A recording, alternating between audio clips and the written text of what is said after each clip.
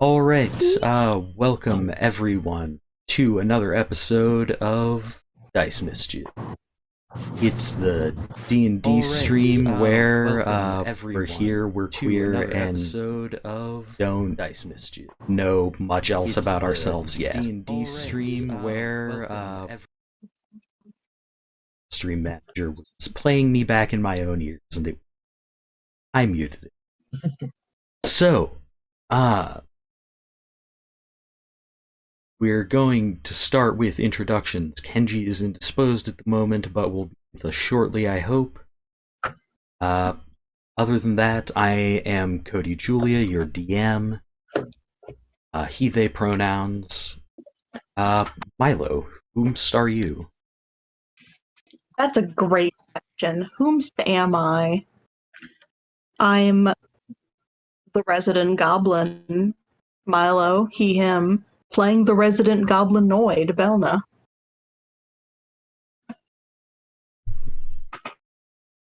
Cool. There you go. And Cloak, who are you?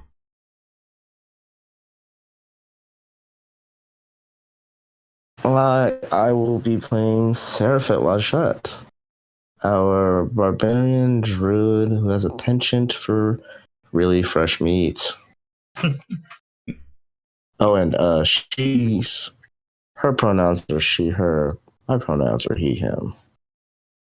Enjoy that as you will. Gotcha. And Zelda.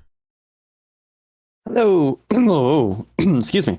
Hello, I am Zelda, and my pronouns are she, her. I am playing Fenian Falth, who goes by he, him pronouns. He is our resident ball of anxiety blade singer wizard. And lastly, at least until Kenji is able to join us, Kris, tell us about you. Hello. Hi. I'm Kris. I'm the world's #1 Skyrim simp. I'm playing the terminally bisexual Djeda Greatwater, she, her, even though I go by he, him. And I go by he, him in a very non-binary way. I feel like that's very important to know. A mood. I'm back from fighting demons.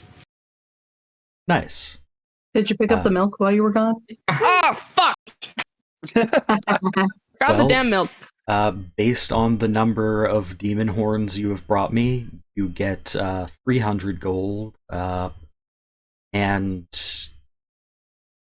2 faction points. I don't know how MMOs work. I was trying to make an MMO joke, and it didn't.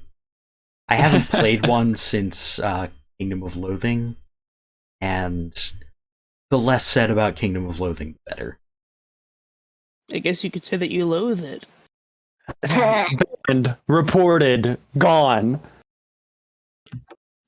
I wish you could see the smile on my face right now. Anyway, I'm Kenji. I'll be playing David Sayari, local rich bitch. And let's get started. All right. To start us off, who would like to earn a shiny inspiration point? You get one. By Me? I want one. summarizing last session for me and the audience, because I don't remember stuff. I shall do it. Alright, you already have inspiration, but you can grant it to whoever you want. If you Yeah, I forgot I do have inspiration. In that case, I'll let someone else go for a chance at the inspiration.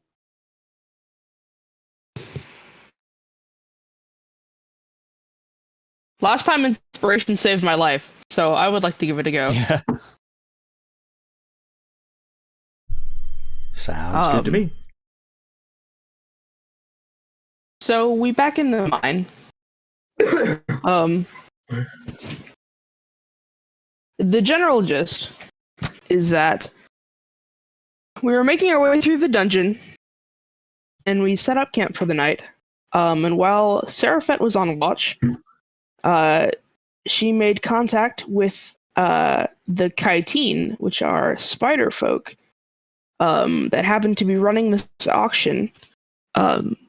And so they led us to this auction house, and we entered, and we had to give up all of our weapons and spellcasting focuses, except we didn't, because we're a D&D party that understands how holdout weapons work. Except for David, very nearly flubbed it, but Djeda saved his ass. Bel'na actually did give them all of her stuff. Bel'na is a very well-behaved person. If I remember right, Ceriphet gave all of hers because her idea was, I could just bite them. Oh yeah, no, yeah. Ceriphet was like, yeah, they can't take away my teeth. And then Okay. Fenian gave his sword, but kept his gem. And so we entered the auction house, and we're getting all ready to set up and stuff. And we're discussing what we should do when none other than David's older brother absolutely, I say insufferable with the most cordial smile on my face, person, introduces us to another band of folks who are here to bid on the same item that we were here to bid on, the seed, which nobody really knows anything about. And so hijinks ensue. We try to pull off our plan of using silence to prevent them from bidding, but they understandably call for the auction to like take a temporary halt while they figure out shit. And so the auction resumes as normal, with them still able to bid. And we get to the point where we are almost out of money, like one more bid would tip us over. And they go to bid on it, and then they don't. So we get the seed, and David decides to make a hasty exit to prevent them from snatching it at the last moment. And also, one of the people in the other group may or may not be Djeda's missing husband. Because as we were walking out, I believe his name is Werner Huxley, reached out to Djeda telepathically and asked her if she found his monocle after the fire. So now Djeda is hyperventilating in the hallway. And Bel'na is also hyperventilating because one of the other people in that other group was her estranged brother. Yes. And that brings us to current day. Yep. That's all the salient points. Most excellent. Arc inspiration. Delicious. So yes, that is where we will pick up. In that moment, I suppose the spotlight right now is kind of on Djeda. Djeda, are you going to explain to your associates what's going on, or are you going to wait until you're in a slightly more distant location? Yeah, she's going to wait until they're in a slightly more distant location. And like, as soon as someone finds her, she's going to run and say, "Where's the teleporter? We need to get out of here now." I agree. David Fenian pulls out comes- the portable teleporter. Fenian comes around the corner holding everybody's weapons. What's going on? Why is everybody panicking? We're leaving. Are we okay? We're leaving. Oh, okay. So I activate the portable teleporter, and if you would like to describe it, Cody. I would. So upon activating this teleporter, basically all you need to do is throw it on the ground and speak a command word, and it begins to glow and emit sort of a beam of light that reaches the not especially high, 15 feet. Is that especially high? I get it's high, That's but pretty it's high. not like vaulted. Yeah. It reaches the ceiling. This beam of light, and you all have a moment to step through, and then it will take you to a safer place.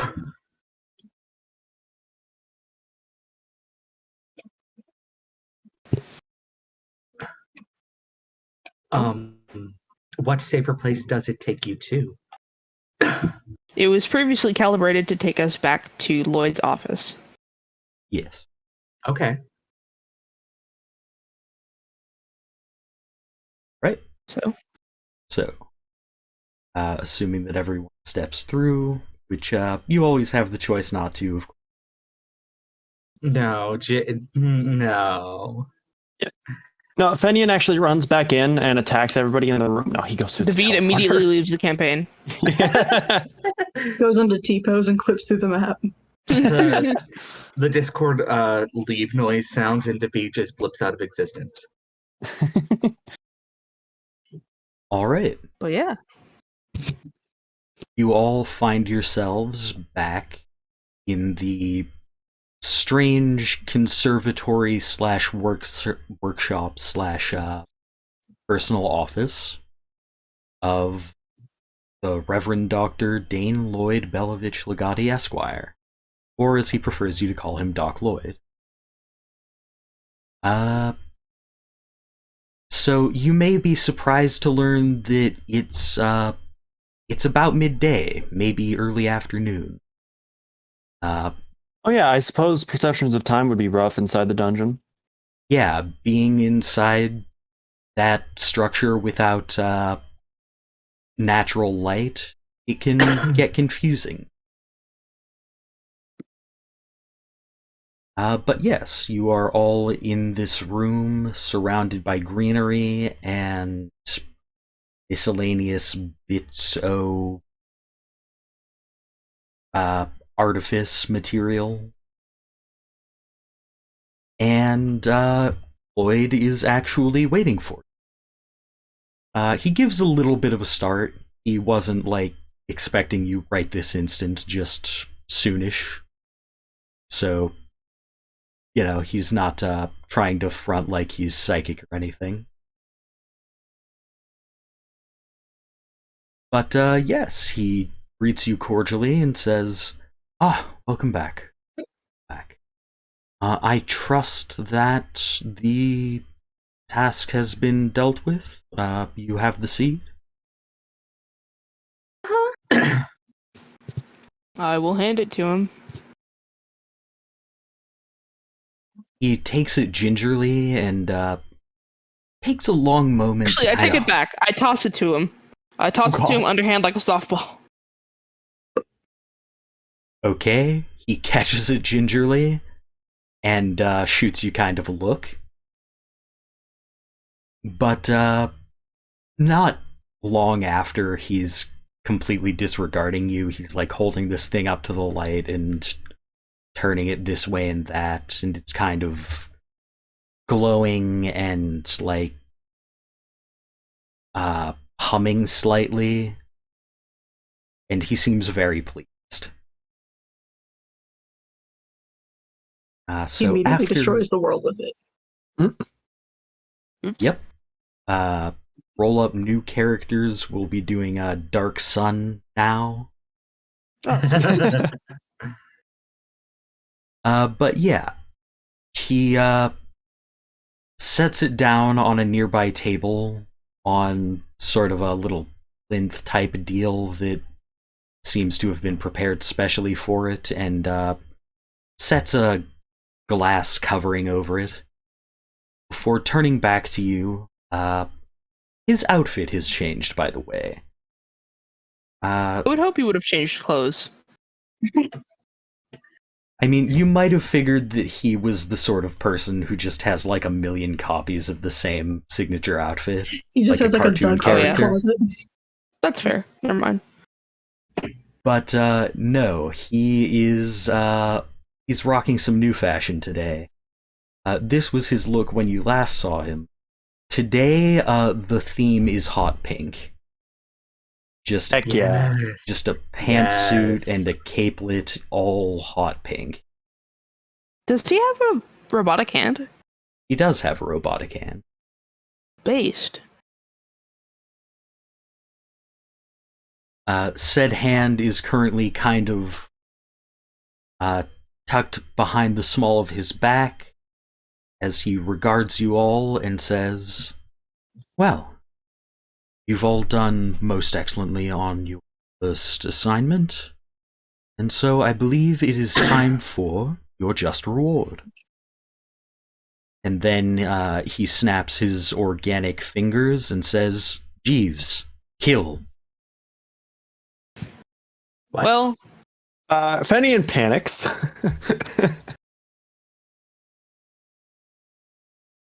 I'm waiting for someone to attack him. Is that going to happen, or? No, Djeda has like sat down and has had her like head in her face in her hands, but as soon as he says that, she just looks at him in bewilderment, like, what? David looks just really annoyed.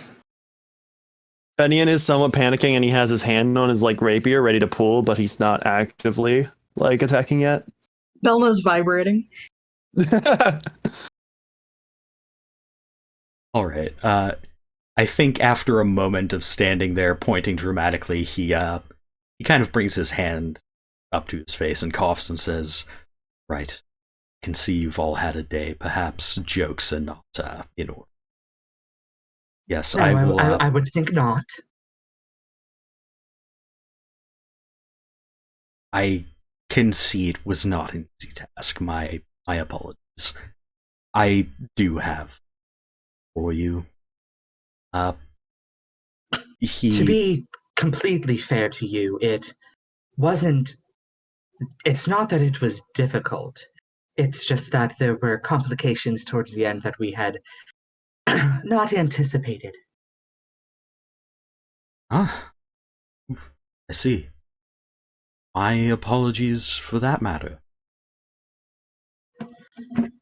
I would like to hear about that if you're comfortable sharing, but you've delivered on your end, so I make no demands on your personal business. He presses a little button on a ring he's wearing on his robotic hand and speaks into it and says, "Darla, if you would be so kind as to bring funds we've allocated, they're back. Thank you."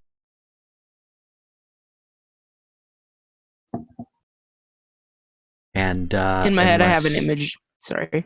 Sorry. I was just gonna say, in my head, I have an image of Karen from SpongeBob. Oh my god. His computer. Oh my god, Doc Lloyd has a computer wife. All right, so the Warforged I've just made up in my head.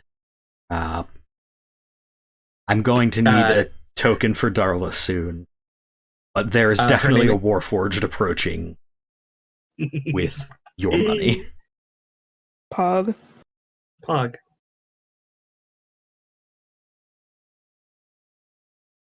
I imagine a completely androgynous Warforged body, but she's wearing like kitten heels and a dress. And they're just like, "Does he make you wear that?" And she's like, "No, I want to wear this." Good for her. She deserves it. She deserves it. I'm also imagining like a big 50s housewife style bouffant wig. Yes. Oh my god, yes. Yes. Rocking the beehive. Oh my god, I have Hero Forge open. I'm gonna make her. Excellent. Is she carrying like a sack of gold? She is carrying 5 smallish sacks of gold.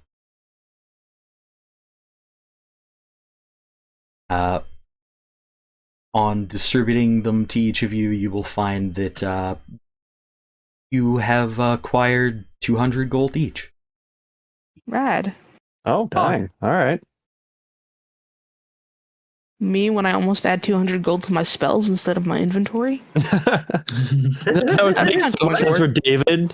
Or David, I mean. Why do I keep doing that? He throws money at the problem. He would like to. How do you add gold to your spells? By Don't worry severe about it. mistake.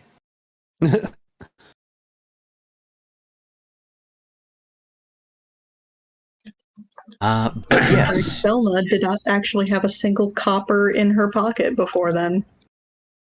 She was like, no, "What the fuck I is-" gave you each 50 starting gold. You spend it during character creation. Oh, shit. I'm actually just stupid.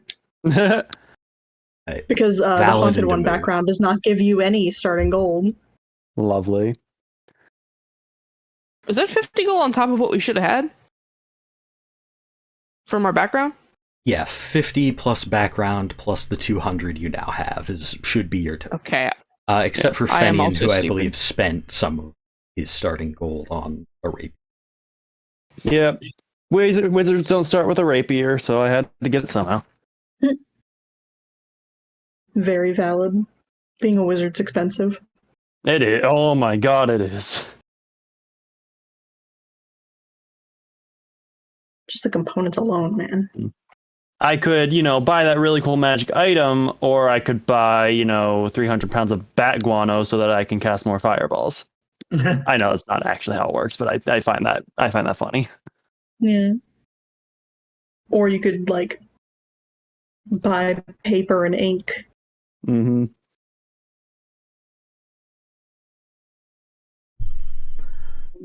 All right.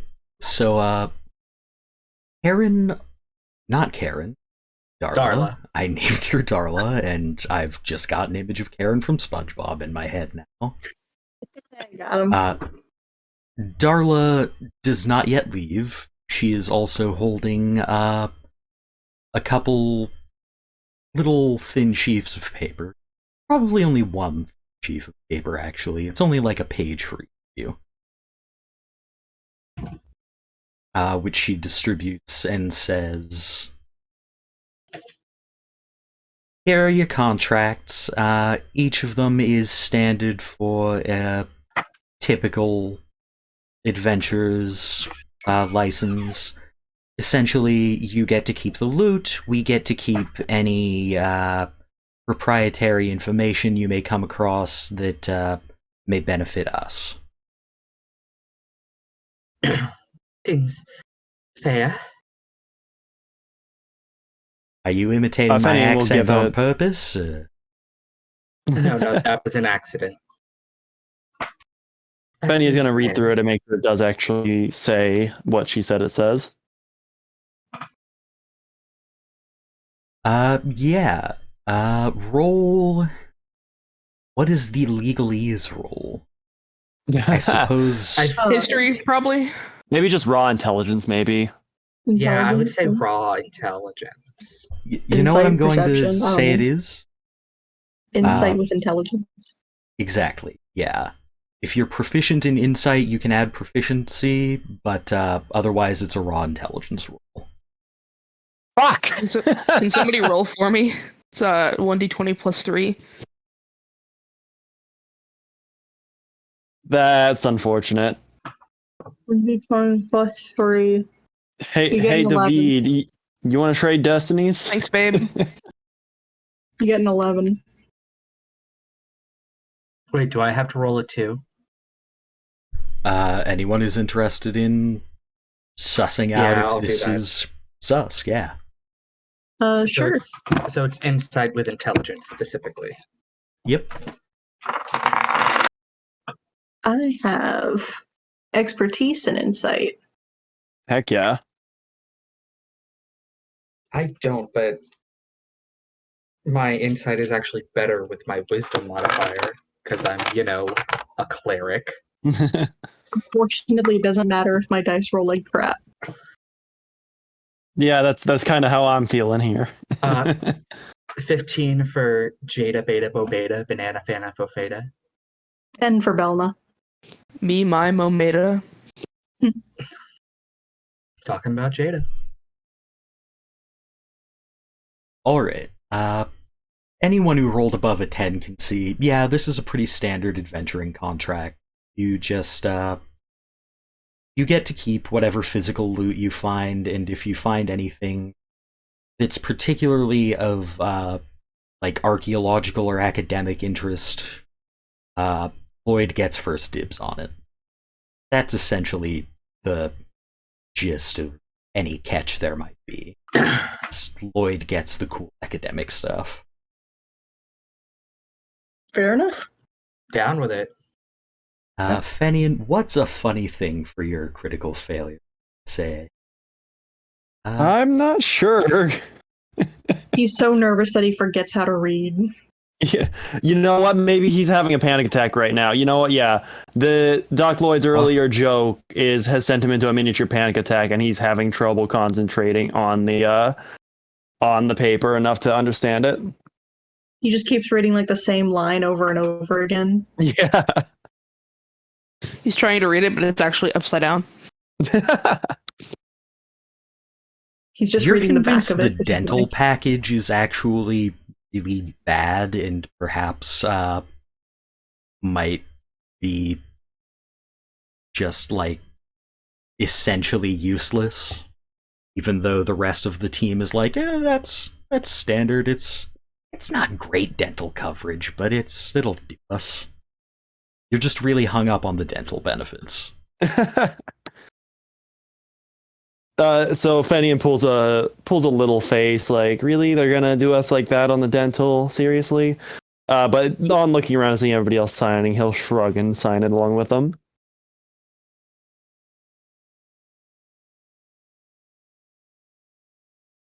He's just like, no, you don't understand. If we get a root canal, it's all over. In One this economy? cavity. Right. Furthermore, did you in see this, how high? Sorry. Furthermore, ahead. in this level of technology in this area, they don't have proper anesthetic. Oh god. I think They do. anesthetic- It's called whiskey. One root canal and it really is all over. Yeah. I think the best version of anesthetics you got in this time period would just be someone beating you unconscious first. Yeah, and then spare the dying. Y'all ever heard of the fucking sleep spell? What the? Don't you wake up when if you get take damage? Yeah. Yeah. Listen, And I'm sorry, but a root canal counts as damage in my mind. Yeah. At least 1 point of damage. Yeah. But yes, Lloyd looks mildly sympathetically toward Fenian, like, oh, I'm I having didn't an mean to do incredibly that. wonderful. I'm having an incredibly wonderful time making this 50s housewife robot. hell yeah. Excellent. Nice.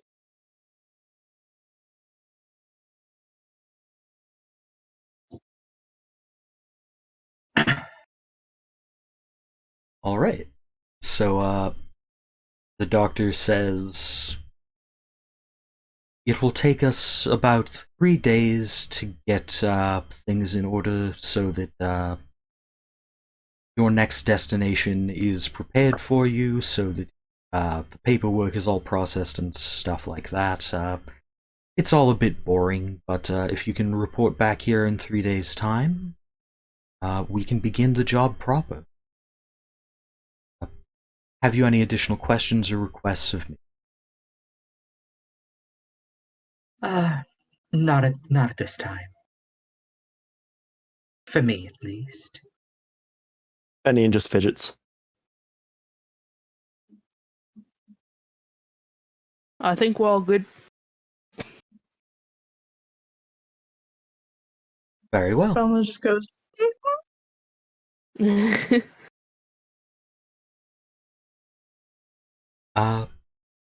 You are Well, all... actually, there is one thing. I wanted to ask you a question, if that's all right. course. What do you know about Werner Huxley?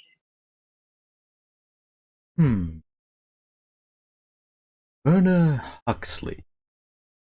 Yes, he is an associate of Parkin. Oh, his face yes. darkens You should probably immediately know at that name.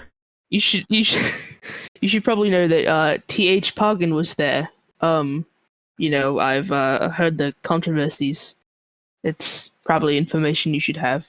He was our primary bidding rival for the seed.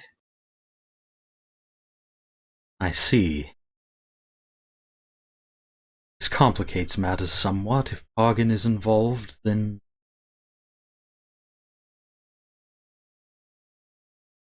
I can't say I know what he is up to or what his interest in the seed is, but I can tell you that it's not good. He's a deeply unscrupulous man, and what he wants, he gets by any means necessary.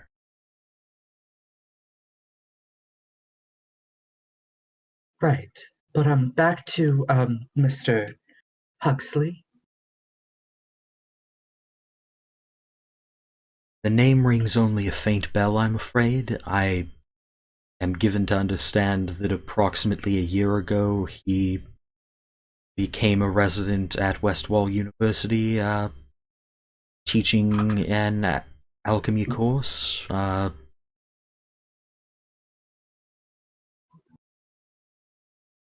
I was not aware of his association with Mr. Parkin, but if that's who he's thrown his lot in with, then I would bet on him being a dangerous individual.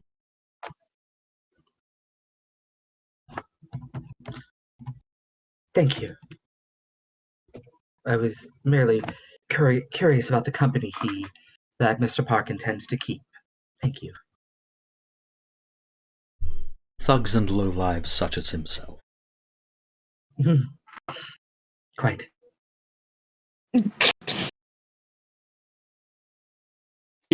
Lloyd has no idea how much he just insulted both Djeda and David. For real. Low-key That's okay, Bel'na, considering... Oh, no, Bel'na too, I forgot. I forgot.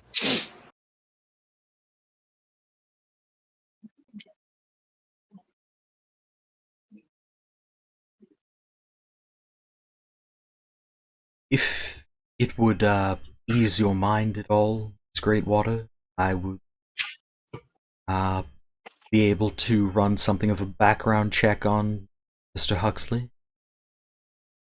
Oh, that wouldn't be necessary. I think I know everything I need to know. Very well. At your discretion.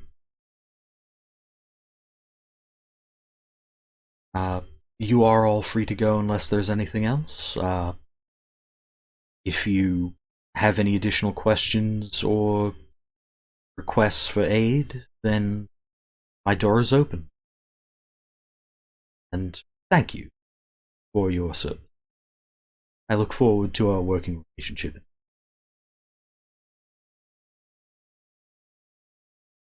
Djeda does a curtsy, and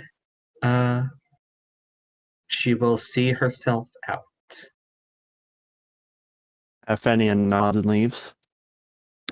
Bel'na, for lack of knowing what to do in the situation, mimics Djeda by also doing a curtsy, but it just kind of looks weird considering she has no skirts whatsoever.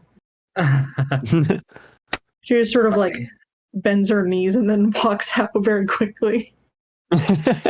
She does a really quick squat. Kenji, get out of my head. I'm in your walls. Power squats and leaves. Cody, I have a question. What color would Darla wear? Red. You didn't ask me. I'm not Cody. Don't take my suggestions. Salmon pink. I'm kind of feeling the salmon more than the bright red, honestly. I feel Yeah, like she's a pastel pink. sort of girl. Oh yeah, this is good. This is very good. Okay, thank you. We may continue. All right. David lingers for a bit, and then he looks like kind of uncertain, and then he also curtsies and leaves because he does have skirts. Great. So, you all exit out into the midday west wall sun. It's currently late spring, early summer. Things are beginning to get a bit hot around here. It's probably already like in the 80s because this is something of a desert environment. Mm-hmm. Natch. Man, even when I'm playing D&D, I can't escape the heat. I love the heat. Djeda sighs softly, and she says, "Things are going spectacularly off the rails already." Fenian nods again, and he will walk 10, 15-ish feet away, and he's going to activate his blade song, and as he does, like a slow, mournful cello sound is going to permeate the air, and over the next around 10 seconds or so, his heaving and from his breathing during his panic attack slowly returns to normal before he returns and says, yes, quite so. There is something that I must share with all of you in private that will account for my earlier behavior.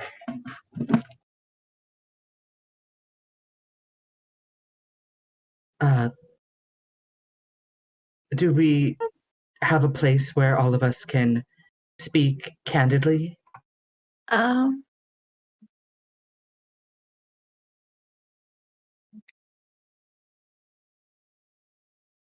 Go on then, Bel'na.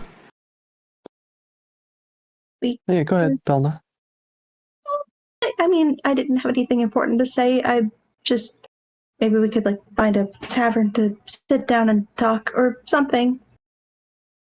Well, if you don't mind a trip to Northwall, there might be a...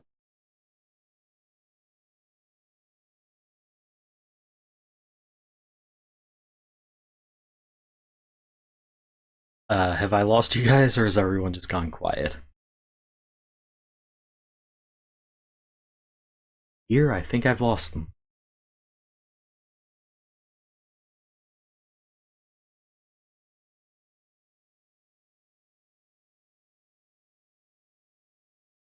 Wonderful. Let us be off then.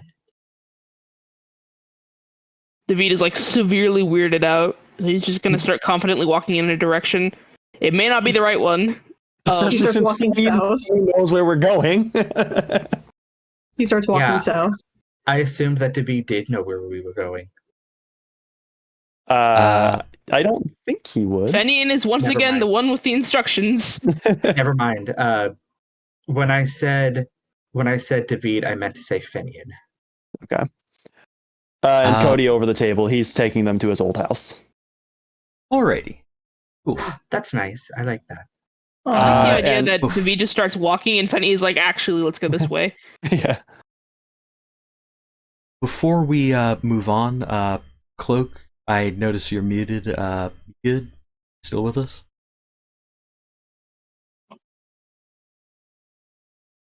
Ceriphet got him. F's in the real? chat. Ceriphet just grabbed her gold and dipped. Yeah. Alright. Cloak was feeling a bit tired earlier, so may have fallen asleep. Quite possibly. It's okay. But yeah, Well- we have downtimes and stuff to do individually, so we can wait on him and do stuff in the meantime. Mm-hmm. Mm-hmm. Right. So, Fenian, describe your house for us. It's in real quick. Northwall, I know. Yep. Real quick before we enter Northwall, Fenian actually like right before we go through the gate, Fenian takes a step away and is going to cast Disguise Self on himself. So he appears as a large muscular orc. Although his mannerisms still somewhat betray him, because he is a large muscular orc who is jumping at every shadow. But then, yeah, he'll lead you to his house, which is not great. It is only a couple bedrooms. It looks like, or a couple rooms. It looks like there are maybe 2 bedrooms and a bathroom and then a living area, and that's about it. It's like quite dusty. It's like someone amputated a modest apartment out of the apartment building. Yeah, basically. It's quite dusty, kind of dark and dingy. It looks like it hasn't seen some use in a while. My goodness. Damn bitch, you live like this? If Djeda had prestidigitation, she would start prestidigitating a bit of some of the part. Fenian will actually pull out a small table that looks to have at one point been a dining table and use his own prestidigitation to clean it so that it can be sat around and used as an actual, table. I take it it's been a while since you were last home.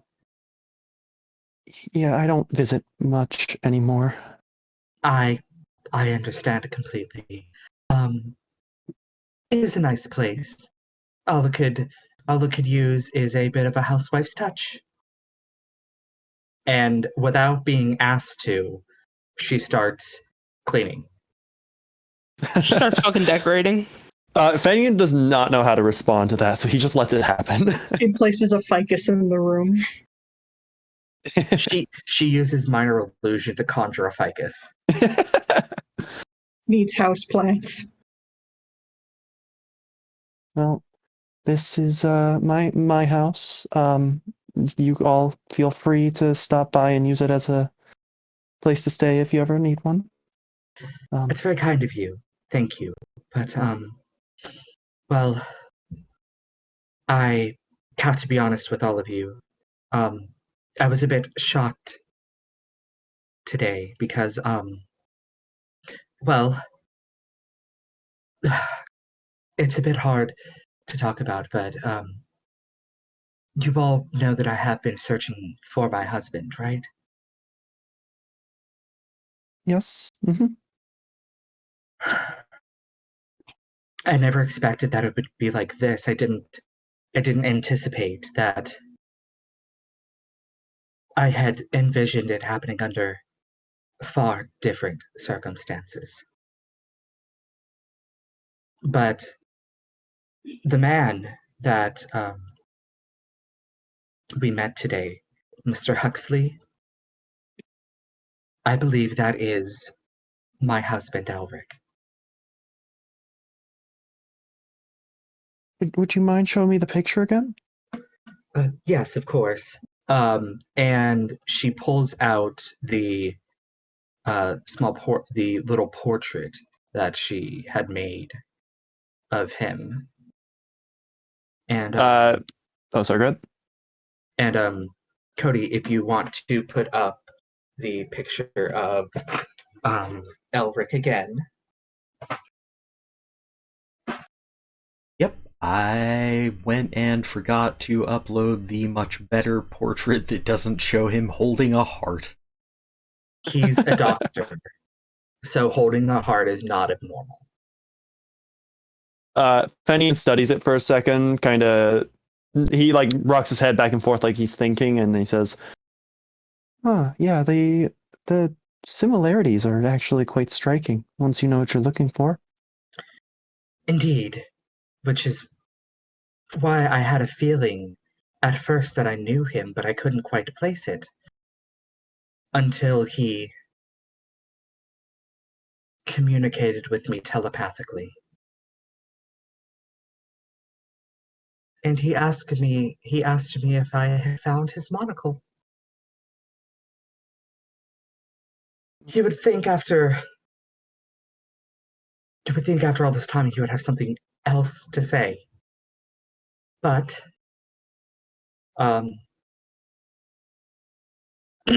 suffice to say, that is why I've reacted so strangely when we left. I can hardly blame you.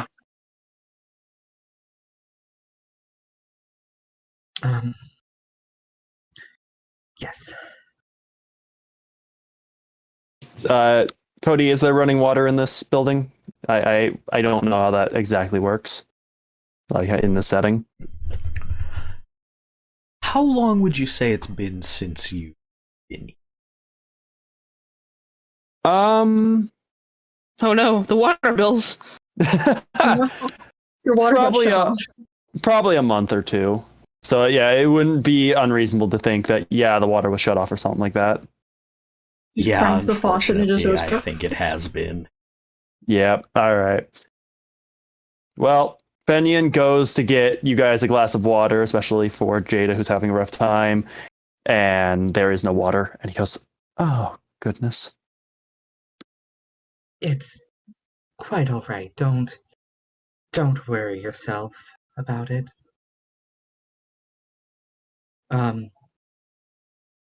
But yes, that unfortunately it seems that I have found my husband already.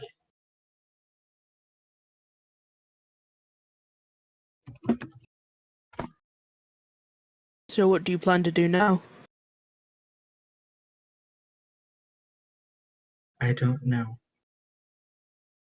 Oh, Cloak said in the Roll20 that they wanted to ask someone something telepathically earlier. They were paralyzed and could not unmute. So, are you able to unmute now? Yes, I just don't remember exactly who the person was. Oh, it was Belvich. Oh, It was when we were I- talking to him. I want to ask him something, but I don't I feel remember like- what it was. if you remember, I have no qualms with doing it retroactively. If I Yeah, can maybe. recall it, if I can recall it, we can do that. But please keep going. I've been enjoying listening to you all. RP. I've been like floating in and out, but I've been paying attention. Mm-hmm. No Understandable. worries. Well, But while Djeda you're will- here, I'd like to hear Ceriphet's reaction to this news and Fenian's house and all that. Yeah.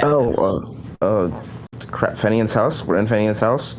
Yes. We Okay, Yes. holy shit. Pretty. Roof, shelter. Nice. Nice house, good tea. She wonders where he like does his sword practice, especially if he makes like thunder blasts every time. Does she ask that out loud? No, short is actually in your head. She's like, where do you practice your blade work? I can't respond to that telepathically, right? No, you'd have to say it out loud. All right. He'll turn and say, I was... The reason I haven't been here for a while is I was, studying at the Westwall University for a bit. That's where I mainly practiced. And then I, dropped out, so to speak. While you were attempting So therapy, I was she speaks studying out. the They have blade. schools for this? Well, it was a school for any magical discipline, yes. David actually went to the school for a bit, right? Yeah. She's convinced that magic school specifically means magic weapon school. Which is So why David dropped out. She's just thinking to herself now. She's like, man, I think I want to go to school. Good for her. Like, Good that's for her. almost worth learning how to read. Yeah. Right. Oh my god, Ceriphet does not know how to read. Oh my god. Ceriphet has no clue how to read. Are you just now realizing this? The horrible realization that your It's okay, character's me illiterate? neither. That's Also, what is Ceriphet's reaction to the news that Yeah. Burner is Jada's husband?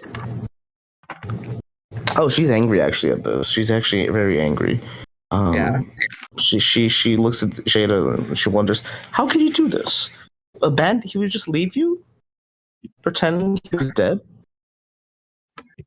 There is so much more to the story than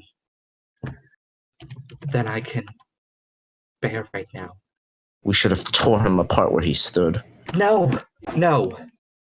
That wouldn't have gone over well.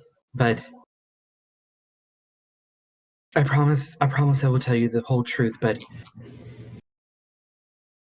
Elric isn't the only one to blame here. Fenian walks over and puts a hand on Jada's shoulder and says to Ceriphet, I think it's a little more complicated than it might seem on the surface. But I will say this. Elric Steiner has to die. He is too dangerous to remain living. Mothers should love their husbands. Wives should love their husbands, and husbands should love their wives. Ceriphet actually gets a bit tearful. Why do bonds get broken this way? It's not fair. It's more common than you'd think. You know what the terrible thing is? I do still love him. And that's Yep, why Ceriphet starts crying. that's why I have to be the one to do it. On Ceriphet starting to cry, Bel'na starts crying out of... Ceriphet Bel'na gets a... Let's go ahead, sorry. No, just when Ceriphet starts crying, Bel'na also starts crying because she can't handle other people crying. Bel'na, darling, Djeda starts to reach out to her, then thinks better of it and pulls her hand back and just says, You needn't cry. I know that being amongst all those people was probably a lot for you.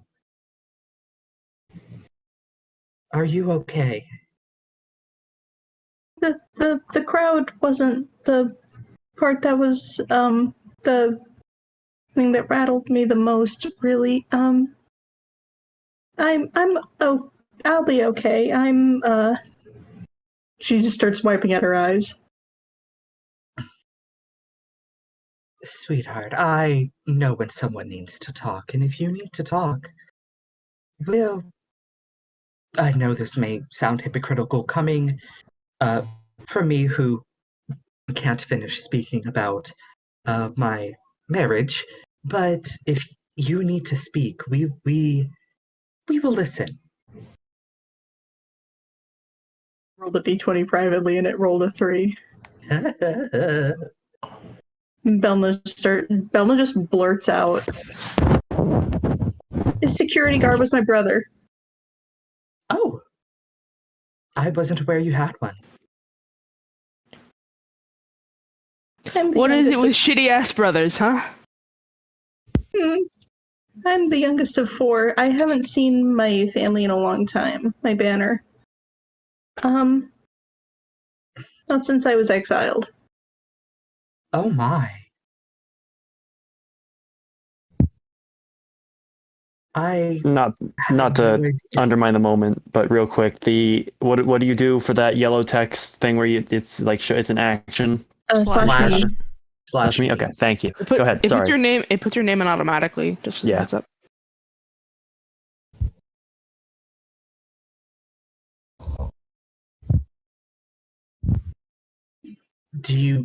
I mean, that's certainly. I may not know too much about about Hobgoblin, right? Hobgoblin society, and she sort of winces at herself when she speaks. But I am open to learning. If you're all right with sharing. It's fine that you don't know. We don't associate much with outside of our legions. It's hard to explain to someone who didn't grow up in it. But fighting and war and a sense of honor and duty is everything to hobgoblins, to us. And I was always a little too soft, I've always been weak. I was exiled for fleeing a battle. Oh.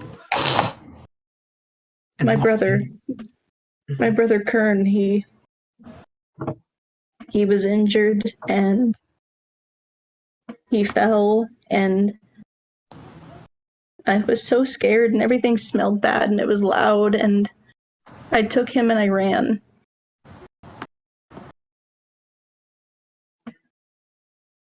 He was so mad when he woke up.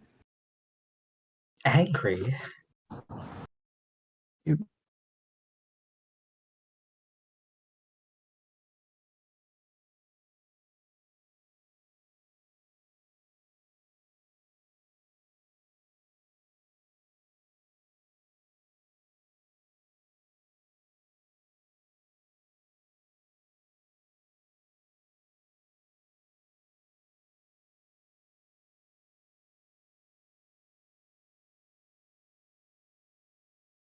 Now, we all should reserve judgment because, of course, this is culture different from our own. But, well, look at it this way. If you had not run, then you may not be here with us right now.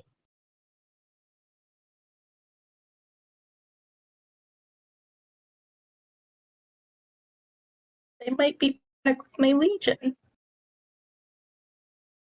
Right. Oh, I didn't realize how, oh. Is that somewhere Sorry. where you would want to be? They were everything to me. I don't like fighting, but I cared about my banner.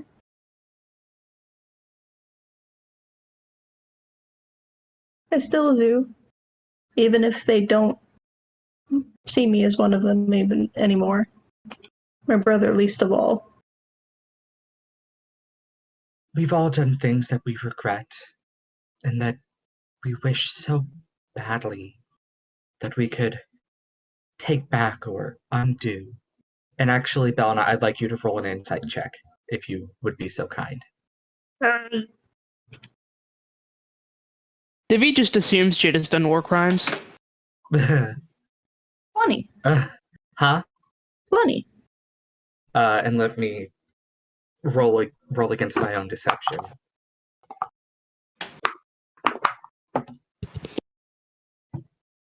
I rolled an 11 on deception. Bel'na can't help but get the distinct feeling that this sounds more like a confession and an apology than reassurance. Bel'na sort of tips her head to the side, wonderingly, but she isn't going to pry. There are things that we all wish that we could undo or take back, and no matter how hard, no matter how much we want to, we can't. So the only thing we can do is move forward, is to try to make up for it with our other actions. To try and undo some of the pain that we've already put into the world. Ceriphet stops crying when you say that. And she says, and she just kind of sits upright. And she says, "You're right. You're right. I'm tired of not having a clan anymore. I'm going to destroy everything they have." Just waiting for Seraphet's logic to loop around into biting. Yeah. A worm? I'm gonna mute real quick because the phone's ringing. Your beeper's beeping. David is gonna speak up. He's gonna look directly at Bel'na, which may or may not be uncomfortable, but he's gonna do it anyway. And he says, Bel'na, you're not weak. And you have a new banner. And it's us.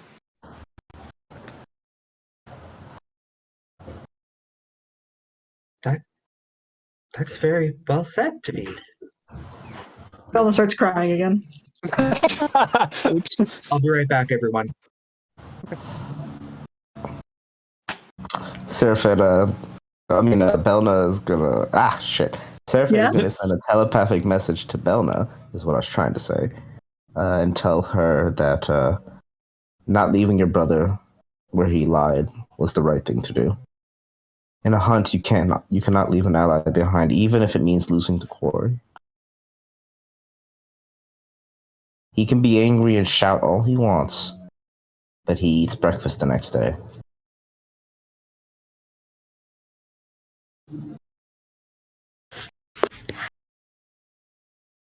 I appreciate it, but I still don't know if it was the right thing to do.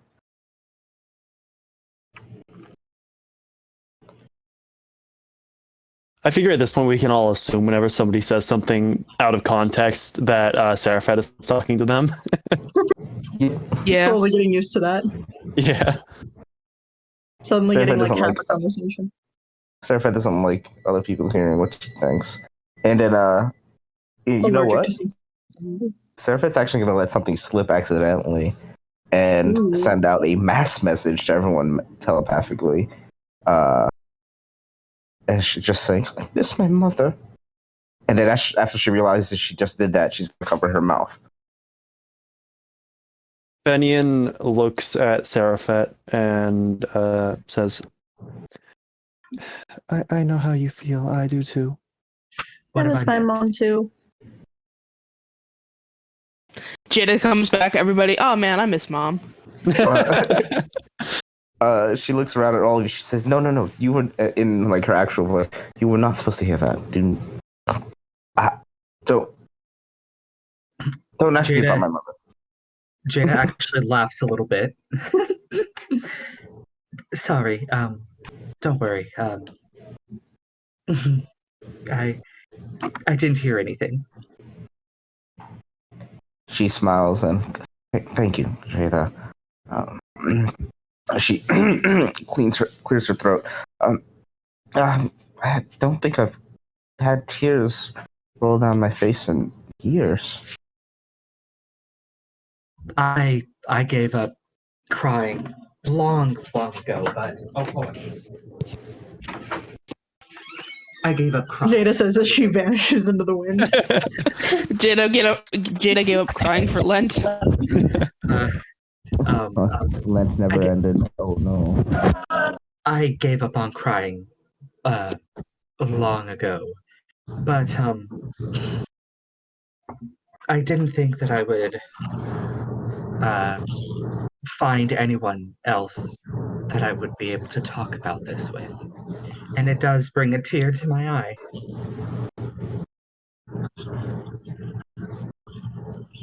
But goodness, I have a question to ask all of you. Yeah? I think I've been rather transparent about my motivation in signing up with Doc Lloyd and this adventuring party. And it seems that I've met my goal, but I don't intend to just jump ship once everything is done and over with. What are your motivations for joining this, and how can I help?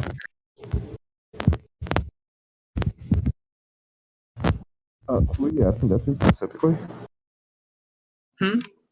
Was that just a general question? Yeah, a general question to everyone. Fenian sits down and looks kind of somber, which again still looks weird because he's still in his disguised self, right? Oh yeah. And he says, my motives are somewhat varied. There's, well, first off, you might wonder why this house is empty, even though it's got, multiple bedrooms and all that. It's clearly meant for more than one person to live here. My parents, they went into the dungeon and didn't come back. I'd like to find out what happened to them, if I could. And also, like you said, we've all done things we regret, and I want to find the strength to continue on honorably. Of course.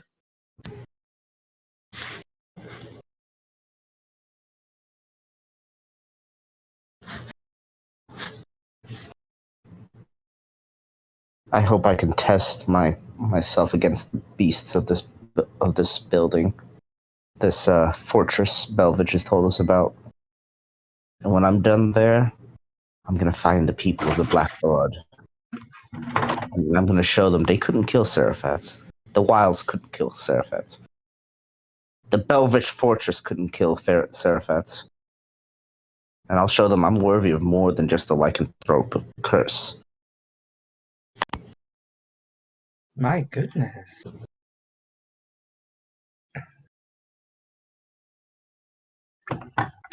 Djeda sounds impressed. In the background is David holding up a foam finger that says "Go Ceriphet." Where did you get that? Did you have that custom made? Dispels minor illusion. Nice. Got me, that was funny.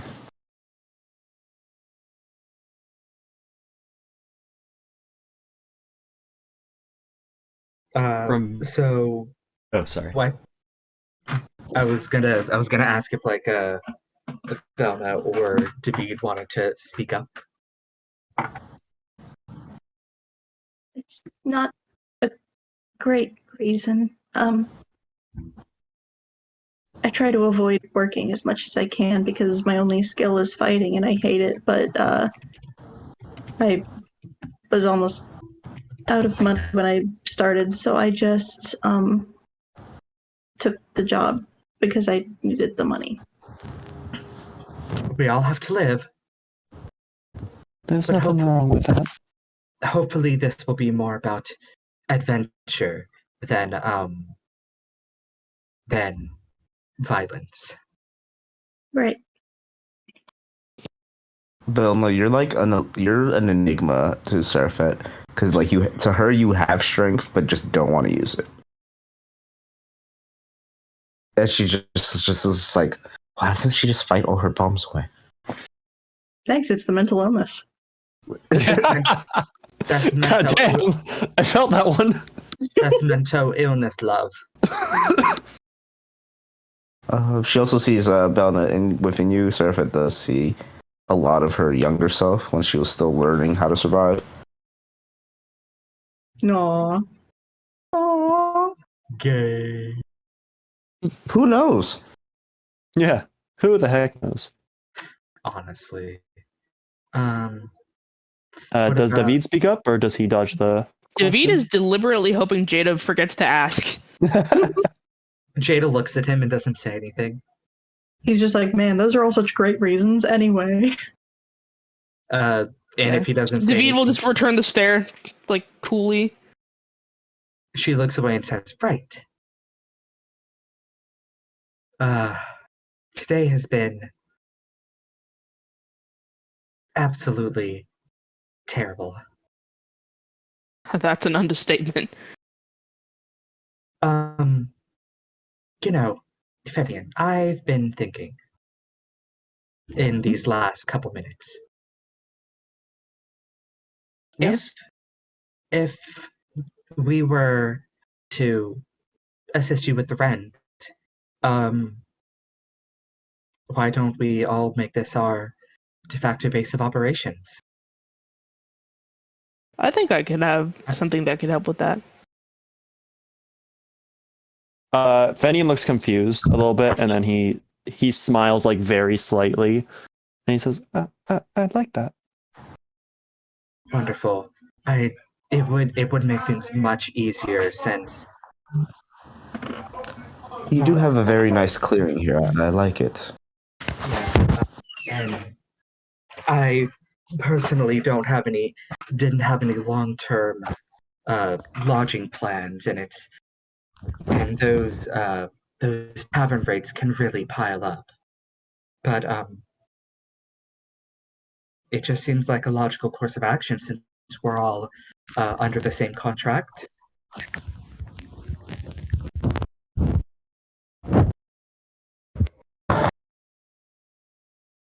Cody, is there like a real estate office around here? Yeah, there are some bills we got to get caught up on if we're gonna do that. Yeah, probably. We need to get the water turned back on. Yeah. Yeah, there definitely is. I can't believe this session has devolved into running errands and paying bills. It's Just like an average real day. adult life. You go to therapy, you pay the bills. That's great. While you were attending therapy, I was studying the blade. What do you mean I need better coping mechanisms? Yeah, 100% Fenian. I think, was it Kenji?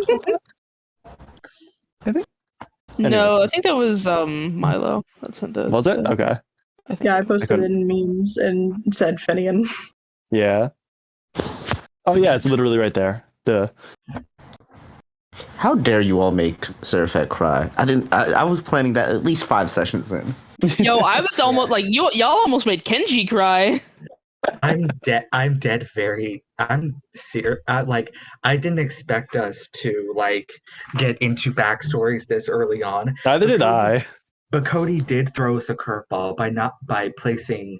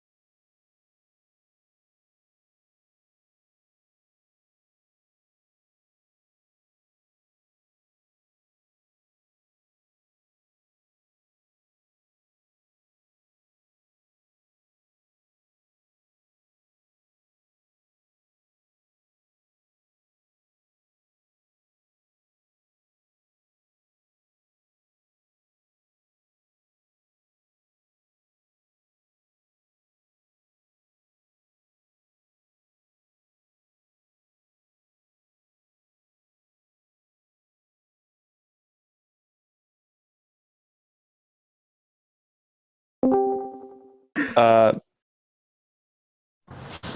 Yeah. Hello, when we're I'm around back. here. Welcome back. Welcome back. Discord I has actually need to decided to look- be fucky. Felt that. While we're here, just call me Fen, I guess. I don't know. That's bad. That's awful. Don't call me that. Just Well- if anybody asks after me, tell them you don't know me, and if you may have heard of me, that I left and I never came back. Understandable. Have a nice day. Oh god, memes knew crossing you. the borders. David is like something- packing up his stuff to go to the real estate office. And he's like looking around and he's like, someone is gonna have to get groceries. I'm. Groceries are something I am intimately familiar with. I don't mind that. I can go with you. Oh, thank you. I'll have to go with David if we're going to pay bills and all that. You know, my place. They probably need me to be there. Ceriphet, you, I suppose you have a choice of who you want to go with. Or if you have something else you need to take care of. You said you're gonna go get food, right? Is there so Yeah. much to hunt around here? I believe. I mean, I don't see why the areas outside of the city wouldn't be an okay place to hunt. Out of character is if I'm right, it's like a desert for a long way around, right? That's not to say there's nothing to be found. Yeah. Yeah, we don't know what's Yeah, out there. It's an inhabited desert. Uh, There is enough game to sustain life. Okay. You murder horses. Ceriphet also Oh, no. assumes that getting food does not equal grocery shopping. She assumes it means get your weapons. We're going on a day-long hunt. So she that's her assumption there when Djeda said she'd get the food. She's like, I'd happily join you on a hunt. Oh, I do have to be clear, we're not going hunting. I'm not unfamiliar with it, but unless the prices are absolutely exorbitant, then I wasn't planning on venturing outside of the city. She that when you say that, she speaks to you telepathically. So you go shopping for food here? She nods. Then I will join you. Fair enough.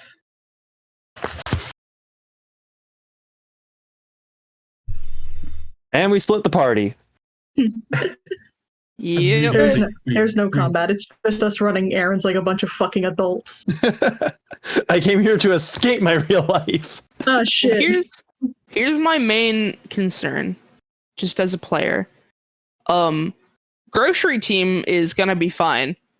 Office team is consists of someone who's very clearly dressed as a noble heir in the middle of a rough neighborhood, and someone who's actively wanted by the mob.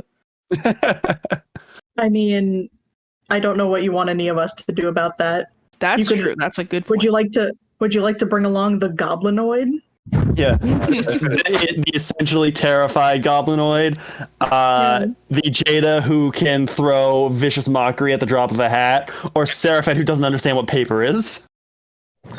Ceriphet literally assumes David and Fenian are the most well equipped. She's like, big man, lightning swords, perfect. She's Big like, man yes, lightning you are ready swords, to go let's go." fight the office. That's what she thinks. That's 100% what she thinks. We have to go fight for the right to stay in the house. Essentially, Good God. Yes, you will kill those bills. Mhm. Hunt them. like the movie Kill Bill. She does not anyway. understand. Like, y'all were talking about like paying bills earlier. She's just like, must be city talk. Right. Alrighty. Do remind me, which team is Bel'na going on in this adventure? Bel'na's going grocery shopping. I can't believe I went grocery shopping just to come play D&D and go grocery shopping again. It really do be like that. Great. Art Time is a imitates flat life. circle. Yeah. But now it's Right. fantasy grocery shopping, and where you have husband issues, and you're going with your hobgoblin daughter and your feral half-orc daughter.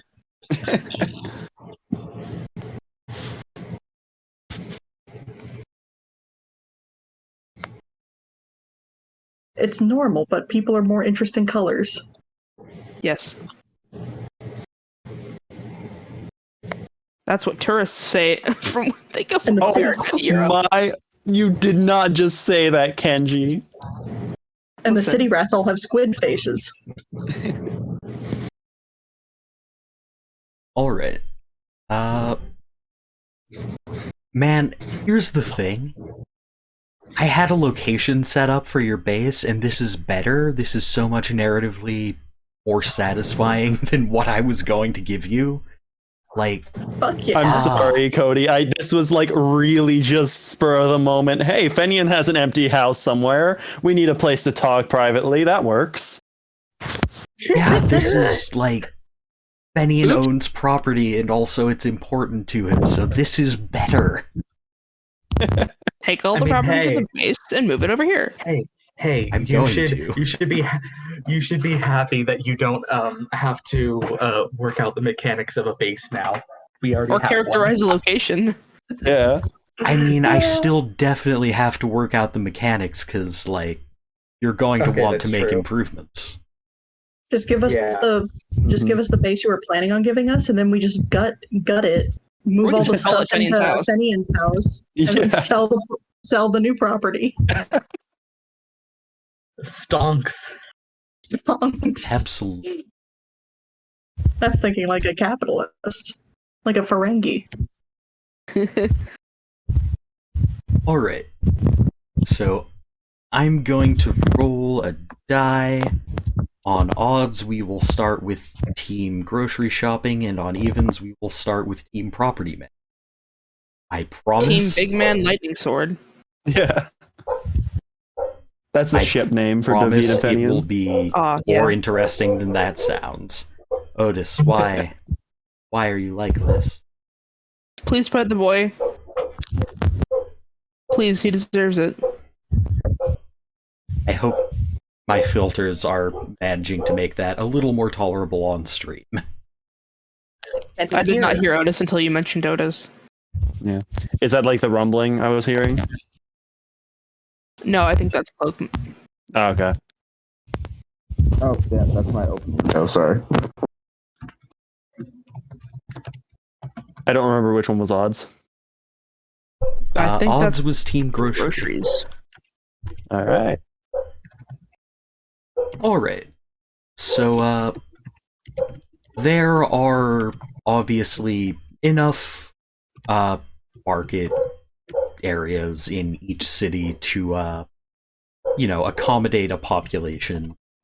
But the place that's booming, the place that's bustling, the place that, you're going to find the most quality stuff is Eastwall. So, it's a quickish jaunt over there. By this point in the day, it's getting on toward evening. And, yeah, you're just... This place is kind of an assault on the senses, which might not be great for our, very Or Bel'na. nervous party. We really are just Anxiety Squad. In and out of character. Well, Djeda's actually very confident in the marketplace. She used to be a housewife. Bel'na's She knows actually how able this to goes. siphon a little bit of that like confident energy and not freak out in a busy marketplace. As the person with chronic anxiety, it is so much more manageable if you're with somebody who is confident. Yeah. See, Ceriphet doesn't have exactly anxiety. She just assumes someone's going to try to stab her. And sometimes in the marketplace, especially on Black Friggis Day, they absolutely will stab you. We can't speak that evil into my world. I veto it. There is absolutely... I will personally invent Black Friday. No. Oh. No. It's Oh, just God. a Friday where everyone gets the plague. Jesus Christ. That was actually really funny. But yes. Okay. So, what sort of groceries is Djeda picking up? Is Djeda, she's got to get some meat for Ceriphet, who is... Yeah, but like... yeah.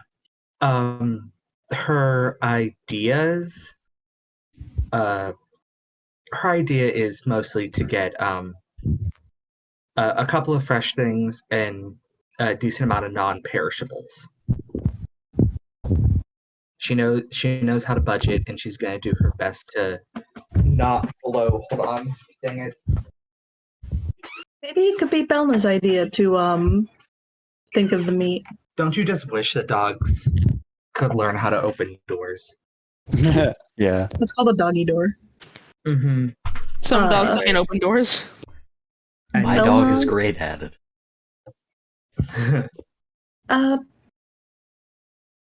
So what kind of meat do you like, Ceriphet? I'm sure we can find a butchery around here. Preferably one that's fresh. Okay. So you're not picky about your meat. Beer. No, Beef, not at all. As long as it's not rancid. Ugh. Venison. I love venison. That's, I'll just say she knows what venison is. Yeah, I love venison. It's deer. Delicious. A little tough, but it's got a certain sweetness to it. They eat lots of grass and nuts. Hmm. All right. That's Maybe certainly doable. maybe when we stop by the butcher's, I could ask for some bones and we could make stew. I like. Oh my god, you're making me so hungry right now. Shit, I'm also hungry. Fuck. I do enjoy fowl, but I don't know. You might have to. I usually have to catch a lot of fowl before I get full. That would be good to put in a stew. Really stretch out the meat, She eats 5 that is chickens per a meal. very good idea. along with maybe like rabbit or something.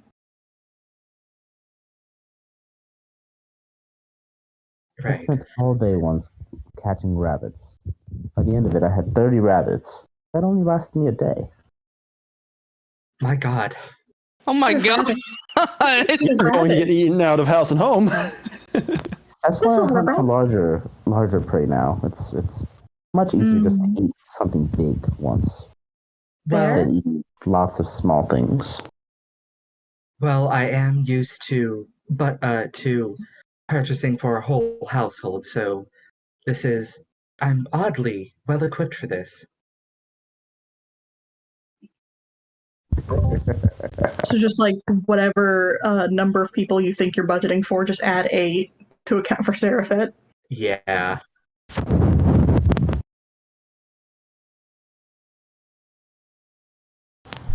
All right. So we're gonna try to find some fresh venison.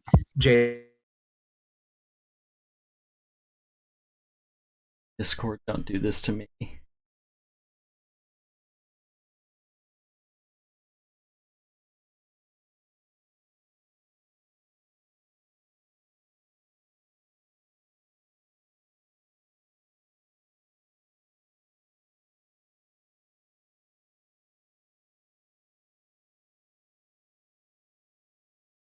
Game, everybody. Well, Yeah. great game. Grocery shopping. game. Ironically, this has been a great session. I love it. Hell yeah. It Sorry, has, I love it. sorry, I'm It's a good back. one. Fuck me. There you Back. go. Yeah, buddy. He said, "You're not done with me yet." All I right. didn't hear no bell. You can So- never escape.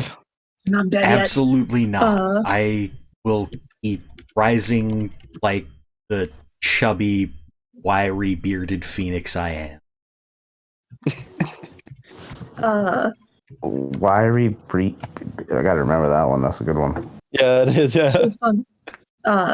When we stop by to get some meat, Bel'na will also ask about getting some like bone and hocks and shit for making stock, because just based on my own experience with butchers, like all you have to do is ask and they'll just be like, fuck yeah, we got bones, we got tons Yeah. of bones. 100%.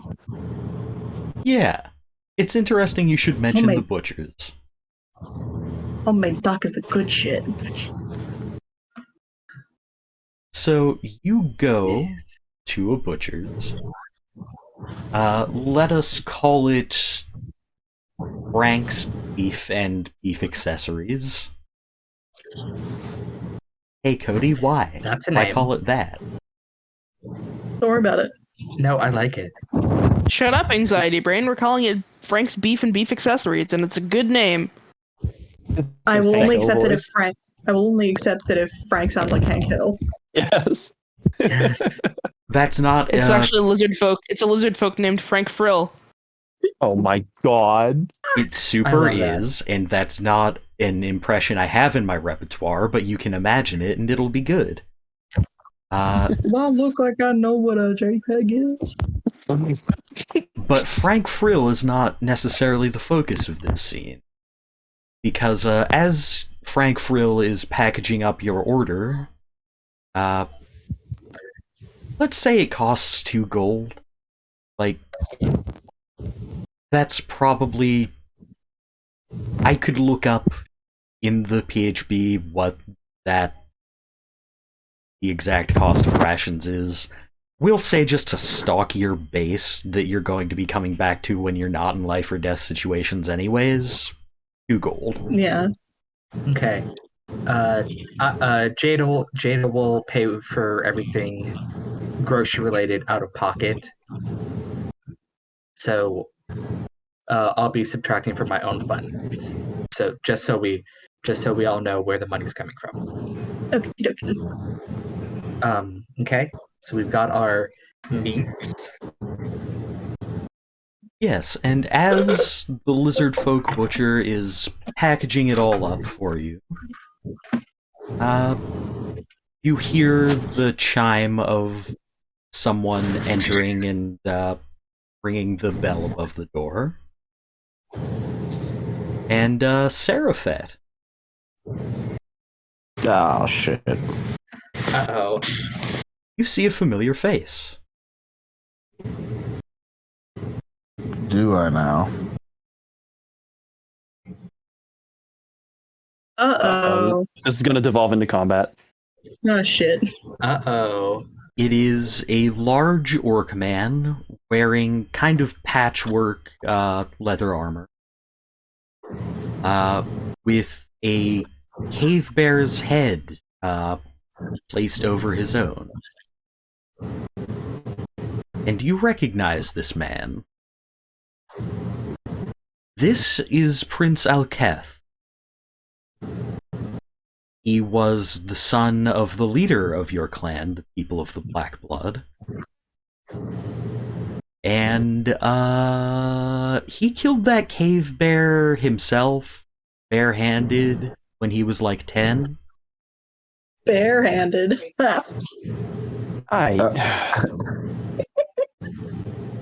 Oh, okay. Shoot. And he doesn't like you. And he looks Shit, at I don't you, like him either. and it's clear he doesn't like seeing you here.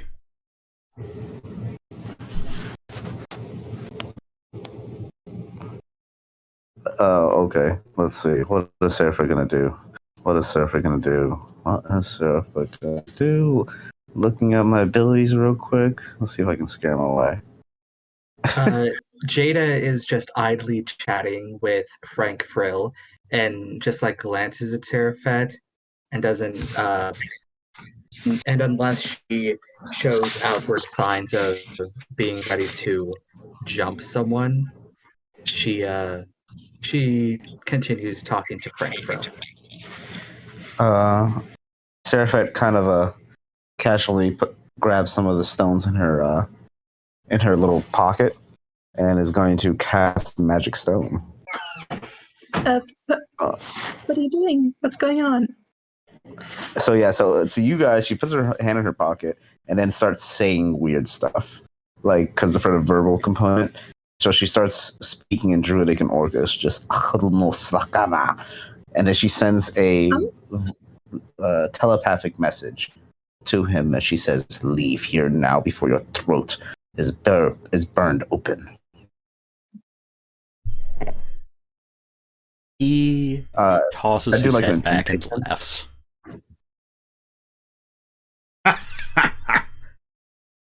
You haven't changed at all, little. Mom, come pick me up. I'm scared. Still without the wisdom to flee when it is necessary. Strike from the shadows like you should.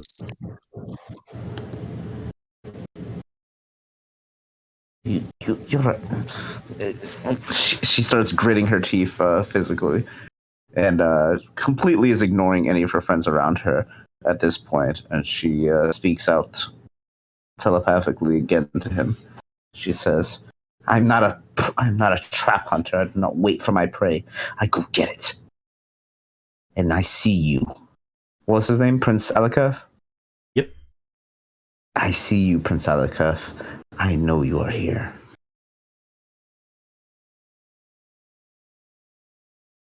And by that point, it is always too late. But I'm not here for you. I'm here to get bait. I have greater game to hunt. Ceriphet's going to take note of his scent and make a mental note to herself to keep an eye out for his scent. She says, leave now, or we will fight, and right here, right now. We sent the wrong person to go shopping. Djeda.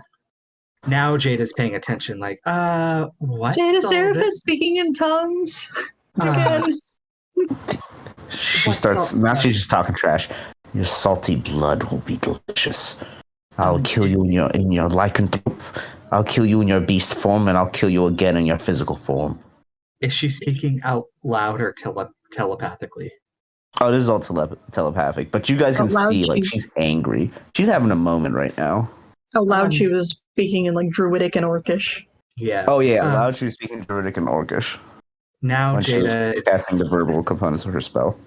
Now Jada's like, what's all this then? Oi, what's all this then? What's all this then? She literally will not respond to you guys unless you're physically in front of her, blocking her vision. She's like literally like just laser focused. So, saying that she can't address, saying that she can't address Ceriphet, she's going to turn to the other guy and say, "Can I help you?"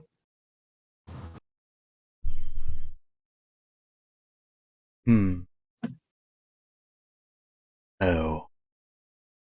No, you cannot. Great. Then, would you mind stepping aside? You're blocking the door. But of course. And he steps aside. She gestures for Bel'na to exit first. Bel'na vibrates out of existence and reappears on the other side of the door. Yeah. What the dog doing? She like sinks through the floor and then rises back up outside the door. And Jada says, Ceriphet, is everything all right? She unclenches her jaw. She says it's fine. But she shoots one last glance at Prince Alakaf. If I find Can I roll an insight check on Ceriphet? Oh yeah, sure. I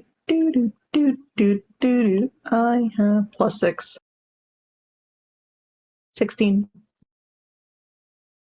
With a 16, you can definitely recognize that she is livid with rage. Like, it's taking everything in her right now not to change shape and start tearing things apart.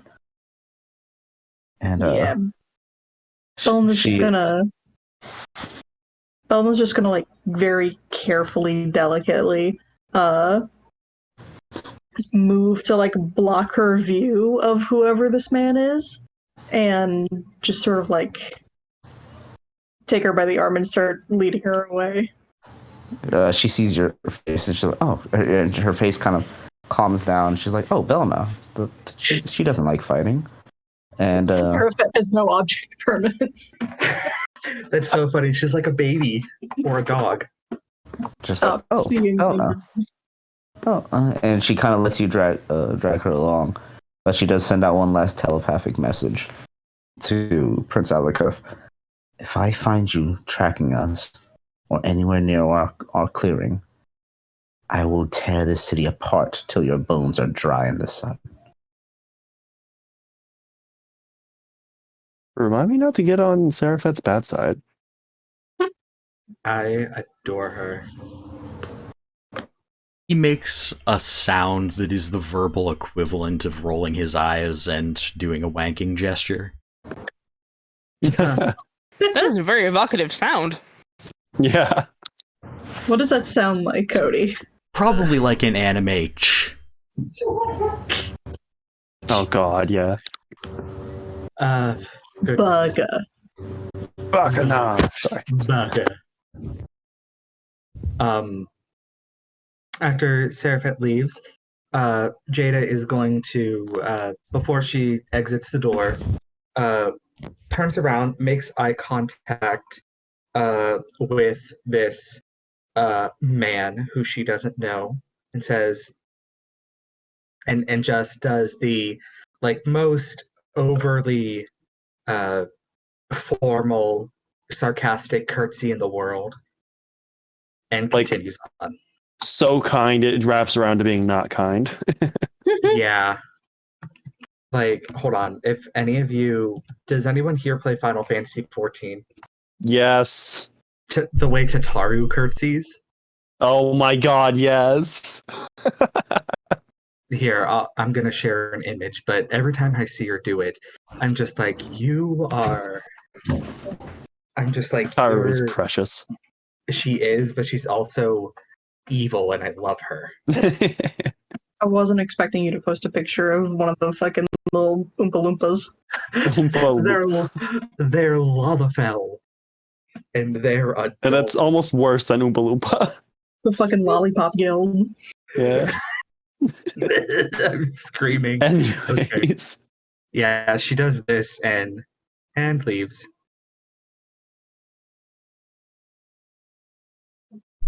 All right.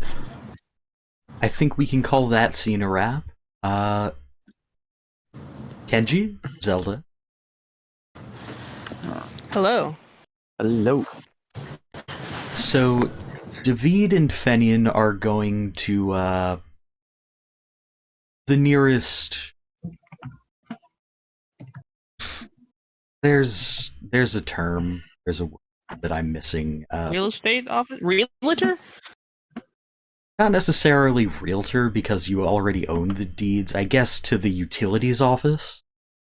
Yeah, The landlord. just like The landlord. The real estate hell pit. yeah. Yeah, that one. Just a fucking gutter in the ground with a couple loose realtors in there. The phrase "loose realtors" is very powerful. I like that. That's gonna be the next creature I make in Exquisite Biome. Oh god. But yeah, you head to an official-looking building, kind of a stone and glass affair that houses a few different offices, and head to the proper one to get your utilities back on track, get water and plumbing set up.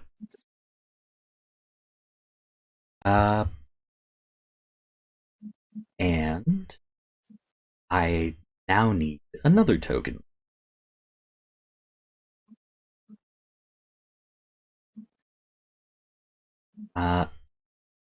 You enter the office, and behind a kinda tiny wooden desk, in a space that is a bit too big for it,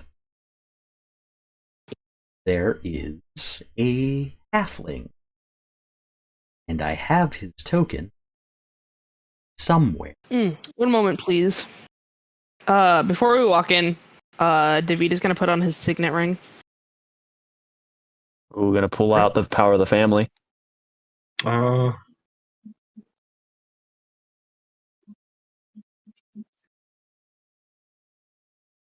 No shit. That's a man. That's Yeah, a man. this is the gentleman in question. A red-haired, dark-skinned halfling, wearing kind of a shabby suit.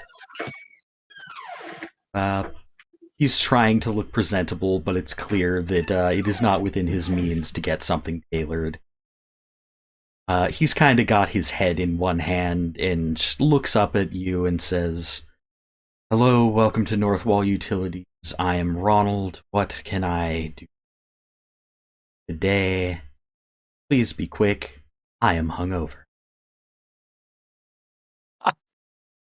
Damn, that's one valid ass bitch. Yeah. David is gonna brusquely walk over, and say, "I'm here to set up an account to pay some utility bills."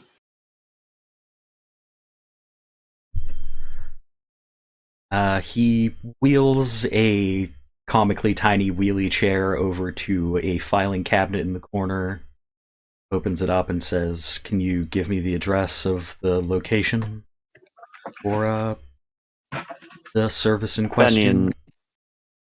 Fenian will spit off the address and, You still disguised as an orc? Yes.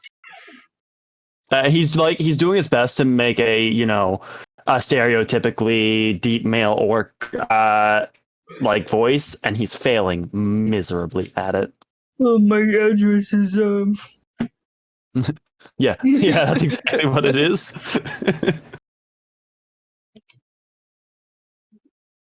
Alright, he shuffles through the files a moment, pulls one out and says, Oh, this one.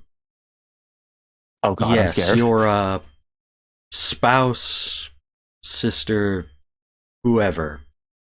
Someone was by to take care of that earlier. Oh.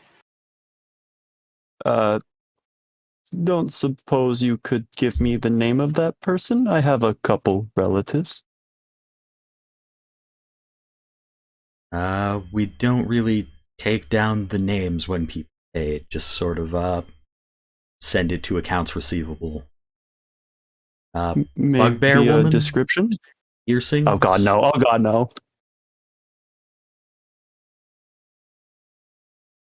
Yeah, buddy. Oh god, no. The color in Fenian's face is gone. He blanches, basically. I think that's how you pronounce that. Yeah. Okay. So scared the color even drained out of his illusion. Yeah, exactly. Honestly, damn. In the running animatic in my head, because I'm severely mentally deranged, Fenian's illusion flickered for just the briefest of seconds.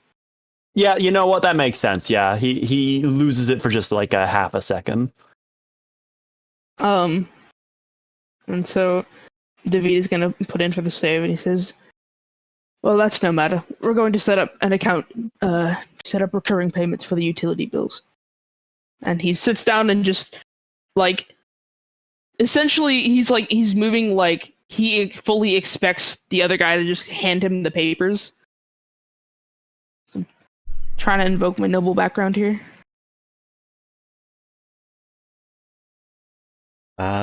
Yeah. I think he'll take a look at the signet ring and say, "Ooh, alright. Not mine to question who's paying just as long as they are paying. Here's the necessary paperwork." He slaps down like a comically large sheaf of paper. Let's see. Sign here, initial here, blood pact there. Initial there. What? David just puts down the general account for his family, because he doesn't have any fucking money, but his family does. And all the signatures are naturally in Terran.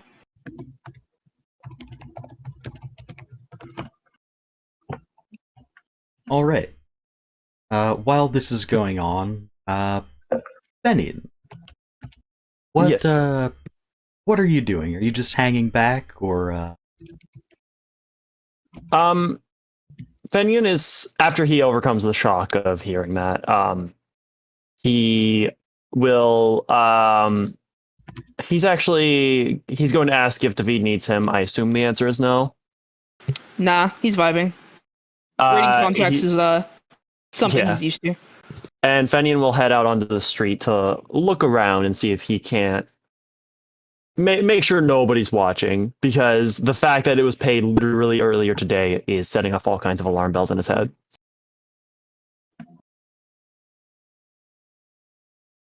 All right. Roll a perception check. So kind. And do. But it was.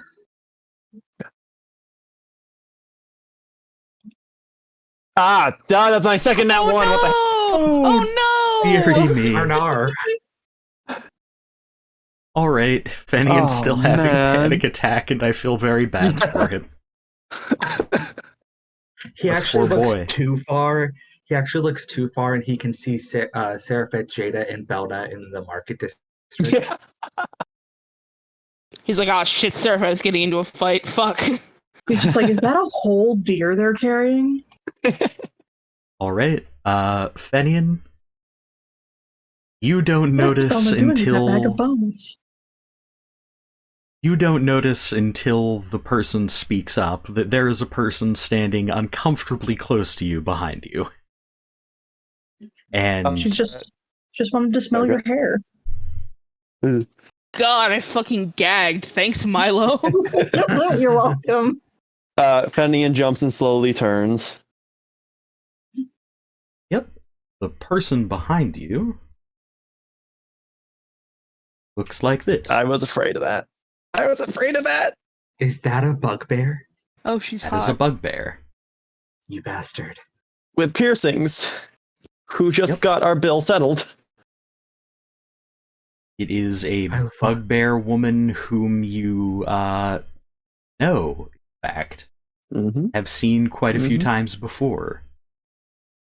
She has notably a big septum ring and is wearing light armor and has a pair of swords at her side. And she says to you, Fenian, you can unclench. I don't work for Zach anymore. So Fenian immediately feels like an insane mixture of relief, confusion, and then extra fear as to wondering what she wants with him, even though she doesn't work for him anymore.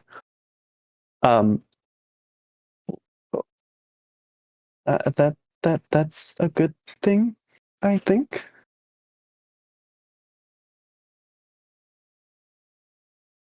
I'm gonna insight check that if you don't mind, to see if she's being honest. Roll another nat one, I dare you. I swear to God. No Cody? balls. Yeah, go ahead and roll that. Okay. I wasn't sure if Discord was doing you dirty again. Not great still. It's not one. She's just kind of regarding you blankly. It's hard to get a read on her at the best of times. She is not a very expressive person. Mhm. Her name, by the way, is Raikou. Raiku. I deadass thought you were gonna spell it like the Pokemon. And I was You know, gonna I wasn't gonna say anything, but that's also what I was thinking. Yeah. It's also what I was thinking. yeah. I So was like fierce. Well, that one's pronounced Raikou, actually. So, actually, yeah. So what do I owe the visit then? I'm settling certain accounts. She does not elaborate. Okay. I don't suppose you'd know if Gisak is currently looking for me? Isaac doesn't want anything. Or me.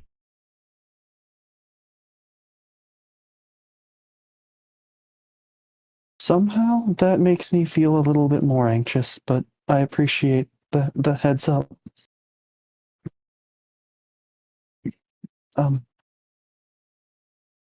He's like floundering. He doesn't know what to say. She lets you flounder for a second and then says, "We're both free agents now. And in a way, that's terrible. No one to protect us from what we deserve." Oh no, that's actually really bad. What did she say? She said, "No one to protect us from what we deserve." Oh. Have you got a fucking mob hit out on you, dude? That's what I thought was going to happen, but I think it might be worse. What the fuck did Fenian do to get a hit on him from the mob? Are you overdue on your library books? What happened? Did you not give their pen back? Fenian kind of says, I see. So it's not, I don't really have to look out for Gizak, but people who might know, then.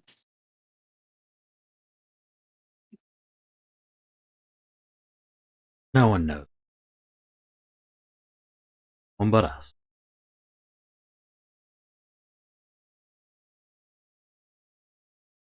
I'll be seeing you. And she says that, kind of sadly. Kind of with a tinge of regret. In hell. Y'all Jeez. just let me know when I can exit the contract office. Yeah. No, I think it's imagine David juiciest just, if you exit as as Raikou is walking away. I was just imagining David just like pressed up against the door waiting. Yeah. For real. Listening in, gossiping. Like nose smushed to the frosted glass, just like, can I leave? Can I come out? As you come out, David, Fenian drops his disguised self then. David raises an eyebrow, and he's like, "Bills are all settled. Am I missing something?" Well, it seems like I might not be as actively wanted as I thought. And that's worse than the alternative.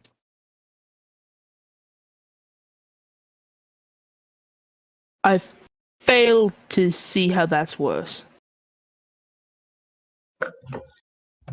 It's complicated. And he'll just he'll start walking without giving any explanation as to why it's complicated. Refuse to elaborate, power walk Yep. away. Mhm.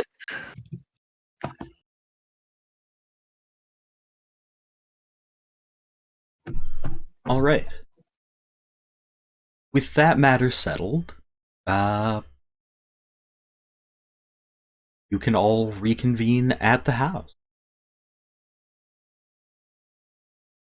By the time you're there, a repairman has come to fix the water and plumbing. The Zoogs are chanting at him from behind the baseboards in deep speech. They're all God, swear can I words. fucking kill the Zoogs? Get them out of here. Can I just run at them?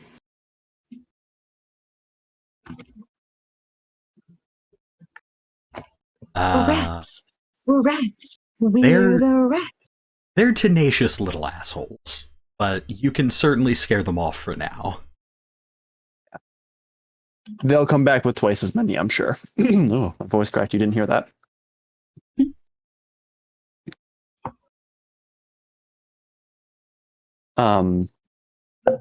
Fenian will say, well, thanks to David and some outside help I hadn't anticipated, we're caught up on bills. Wonderful. Bel'na and Ceriphet were wonderful market partners. We were able to get an entire deer back. Please tell me it's been butchered already. Oh, don't And worry. then he looks into the table, and I assume it is not butchered already. Ceriphet went out to the yard to do that herself. Bel'na's out helping her. You hear Bel'na very meekly call out, I also got some bones for stock. I'll put those. I'll put those on then. Thank you. Djeda has an entire barrel of salt that she's using to cure the meat. Nice. Yeah. Hog. She also got some vegetables and bread, so I'm gonna subtract like another 5 gold to account for veggies and bread. Djeda will never ever need to buy spices. Hog. Oh yeah, you have that spice pouch, Yeah, don't you? indeed you do. I have Hugh retaining spice pouch, ruining the saffron market. Hog. Oh shit. David fucking kicks off his sandals and, I don't know, lays on a couch because he's used to having servants and doesn't really know what to do with himself.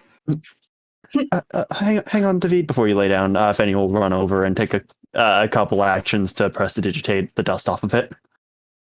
Yeah, I I mean, just David's imagine clothes them- never get dirty. They're magical, so. Nah. I just imagine the moment David like flops down on the couch, it immediately like breaks off on one side, like a couple of legs roll away.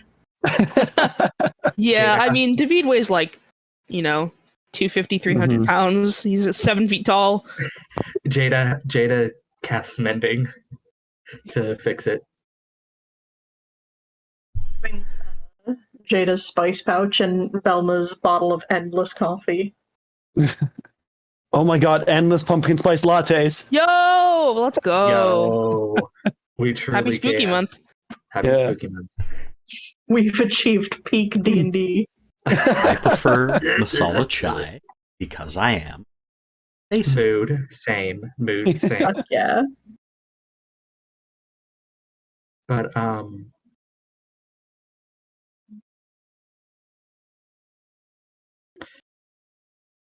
Yeah, I think we take the night and prepare a decent meal for everybody.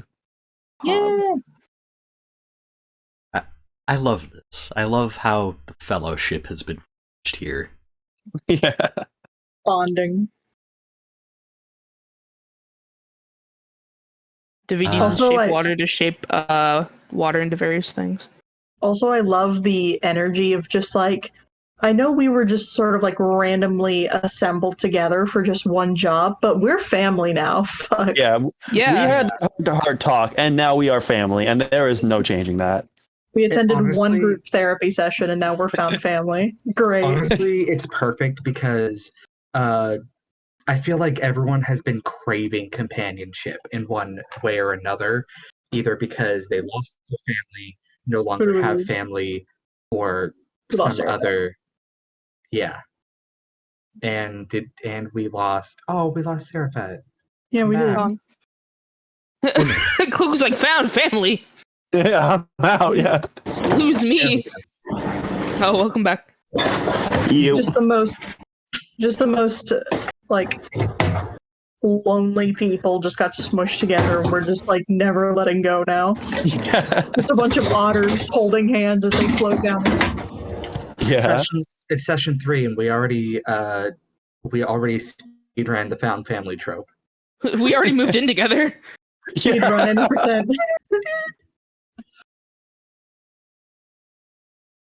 Alright. So yeah, I think, does anyone have anything else they'd like to do over the remainder of the days? Because if not, we could just make it a montage of fixing up the house. I was gonna say, Fenian is cleaning, fixing things up, arranging his parents' bedroom and his bedroom so that can be separate for the boys and girls, or guys and gals, I guess. I don't know. And I would like at some point to take a trip to the market and buy some studded leather armor. Nice. Fuck yeah. David is learning how to clean and fix things. Yeah. Bel'na is definitely helping out with a lot of the manual labor with her high strength. Nice. Jada's definitely purchased a broom and a mop and has been and a duster and is cleaning, making everything livable and habitable. And she's also probably had to Fenian, I'll let you say whether or not there would be like cooking utensils like pots and pans and all that stuff in the house. They exist, however, they have likely been bought years ago and never replaced, so they could use a replacement. Yeah. Djeda pulls out a cast iron pan, and it's so rusted Damn. that that part of her soul breaks off. She's just like, "You poor thing. You deserved a better fate than this." R.I.P. cast iron skillet. Yeah. I wish I Assume- knew the 3-note whistle from Hunger Games, but I don't. A Zoog Is that pokes it? its head out of the cooking utensil cabinet and is just like, Djeda, "Hey, hey, you." wait, it speaks? Yeah, they Yeah, they speak. speak. Speech. They speak deep What? speech, so you might not be able to understand it unless Fenian's around. Djeda like holds the pan like she's gonna brain it. Fuck your father. What do you want? From which you came. She swings at it. Yeah, Fenian says, "You Make don't an want to know what it attack said." Also, Cody, real quick, I'm gonna subtract the 45 gold for the studded leather, if that's okay. Yep. I don't know how much pots and pans and cutlery would cost, but Bel'na can go shopping for those things. Well, I assume that would just be cooked utensils, so that'd be 1 gold. If that's okay with Cody. I mean, I have cook's utensils. Apparently, an iron pot costs 2 gold. Damn. Really? What the Yeah. frick? According to inventory. I'll Subtract the cost of cook's utensils and a mess kit, and we'll call that adequate. I don't feel that we need, like, yeah. upcharge. All right, 1 gold and 2 silver is what that is. Okie dokie. Okay. I think I might have to make my exit here, guys. Okey-dokey. Let's just say Ceriphet is skinning things for the rest of the night and preparing leather. All right. All right. There is Uh, one more thing I want to do. Yeah? It just occurred to me, and therefore just occurred to David that one thing he can do is, I assume Fenian has a backyard, That's That's up to where- Cody. or just if a there yard. would be Well, that's one. where we said Ceriphet was cleaning Yeah. the deer. So Maybe Yeah. a tiny one, like just It's like Yeah, just I wouldn't think it hunting. would be very spacious in a Yeah. urban environment, but one exists. Have you David ever lived in a shitty duplex? yeah, I currently do. no, but I know what you're talking about. I just imagine it's like a little cubby of a yard. It's like Well, David is going sandwiched in amongst all the other houses. David is going to go out there, and like find a little patch of ground, and like just kind of like step, I guess, not like a stomp, but just like a step, in an area, and like what the fuck is the name of the tool that you use to prepare the ground for gardening? But yeah, Oh yeah, you hoe or something. I guess. I mean, that's my it's Minecraft. There are through. many tools. I think it's called a rototill. Fucking Okay. rototills the ground. With his foot? His He's an leg earth just starts spinning? genasi. Yeah, he can control the earth. Yeah. I just imagine his legs spinning like a drill. Oh my god. Giga drill farm. No, he tills the ground with the magic of an earthbender. Fuck yeah. Little garden. Have Yeah, like a yeah, little few tomatoes back there. I absolutely adore this. Oh yeah. I can't believe we're cottage quarry. It's extremely Oops, all ideal. cottage core. Oops. Bel'na also picks up a few, like, it's probably just part of like the mess kit or whatever, but a few mugs for like yeah. drinking out of. Nice. Mhm. Because now that you're her new banner, not only will she now die for you, but she's going to share her coffee. Hell Yay. One that's yeah, that's all marked I wanted to world's do. #1 sad boy and no one knows who it's for.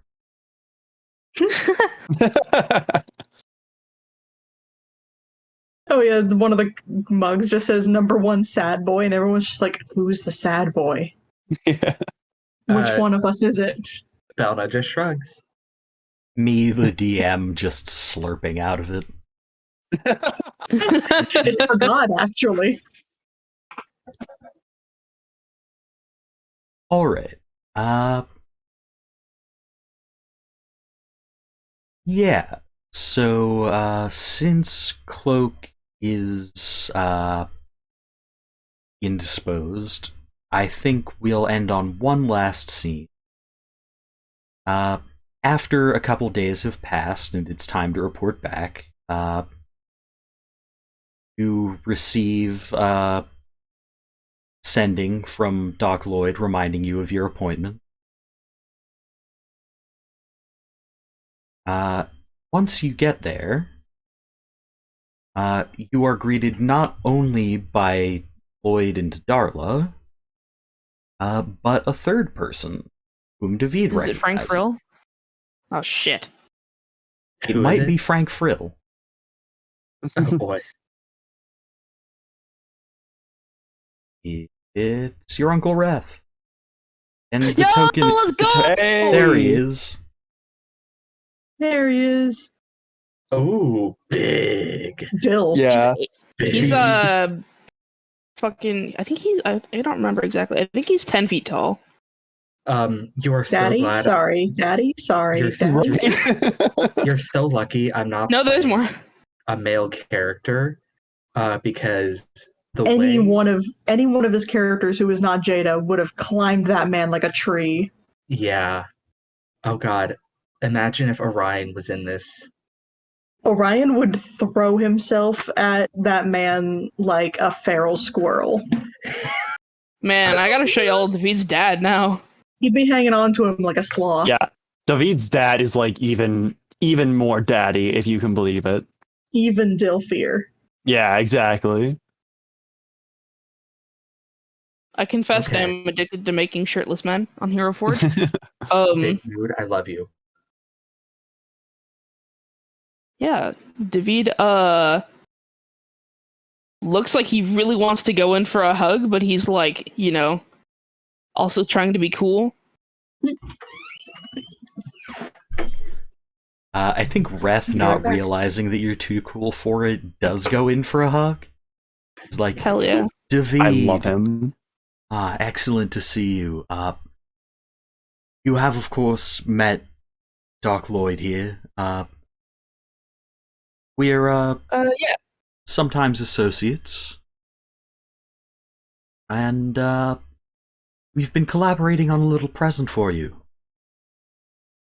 Oh? It's a horse. Definitely a normal one. Yes. Doc Lloyd presents to you, the staff, which we have discussed. It is a length of, like, shaped geode with bits of crystal, sticking out of it. It says, a little present to congratulate you and also, to aid you in your work. David doesn't say anything, but he's holding this staff and just like staring at it like it's the most precious object in the universe. And like, he goes to take it from Doc Lloyd, and like it like magnetizes into his hand. Nice. And then he goes in for another hug. Gives you a great big hug. I'm glad you like it, David. Have you spoken Thank to your you, Uncle. brother recently? I don't want. No one calls. Your father's always busy, your sister's busy. It seems like you're all. I just want to make sure you're all.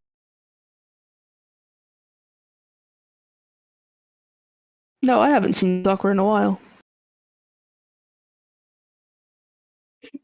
Second. Yeah. Blatant lie.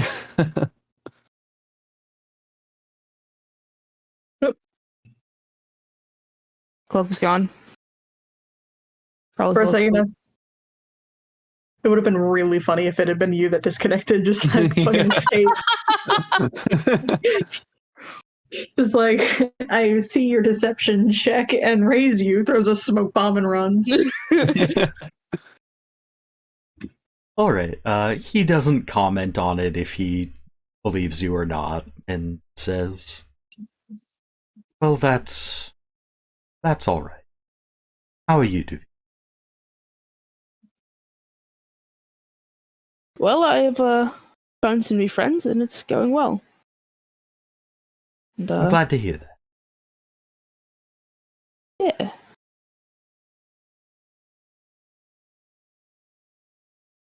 And then he turns rather awkwardly to the rest of you and says, hello, Breath Sayari. I am the president of Westwall University's board of directors and friend of your patron here. Bel'na's like Charming to meet you. hiding her face. Bel'na's like hiding her face in her cloak with one hand and meekly waving with the other. It's wonderful to meet you. I had seen you around campus a little bit. I don't think we were ever formally introduced, though. I'm afraid you have the advantage of me then. I unfortunately don't do a lot of dealing directly with the student body, but glad to hear that. Oh, I suppose you didn't say you were having a good time, did you? My mistake. Oh, no. The time at Westwall that I had was the best times of my life. That's Fenian. He's a wizard. I nodded like you guys could see me nod. Did I miss anything important? I'm sorry, what did you say, Chris? Did I miss anything important? What was the last thing you heard?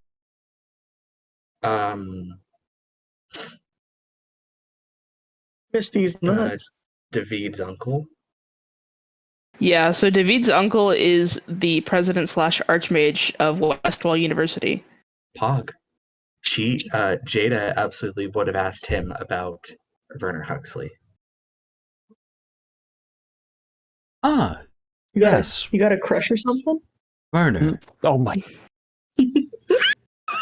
He was with us for a short time. I understand he's left to pursue some sort of private enterprise. He kind of gives a look over to Doc Lloyd, who is looking kind of sour, and says, I'm given to understand that you're business rivals of some description? Close. Yes, well, the university does try to distance itself from such things, but, you know. For friends, we make do. Completely understandable, thank you.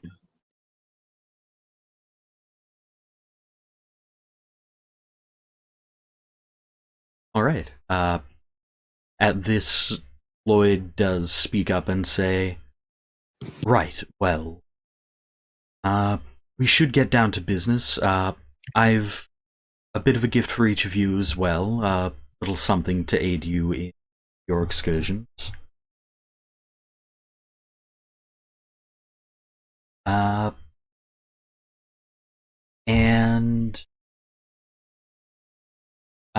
Yeah. You are each presented with the unique items we discussed. Djeda gets a little stone, which can be kind of fused with her ring, her wedding band. Fenian, you receive. He actually asks to see the gem you use as a spellcasting focus. Fenian will hand it over. Yep. He takes out some tinker's tools, takes it over to a table, carves a little rune into it, does some complicated stuff with some artificing equipment that glows and sparks a little, and hands it back to you. Yay. The same is Now it done doubles as with... a Monster Energy drink. Damn it. I mean, honestly, the effect it has, you're kind of right. A little bit. Yeah, the rune looks like the Monster Energy logo, and oh look, Twitch has banned us.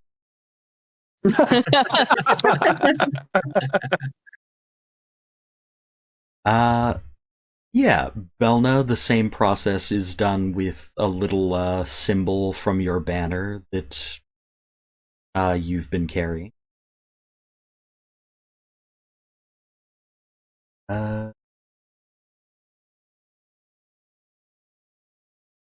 Yes, and Ceriphet receives a staff of her own, less ornate wooden.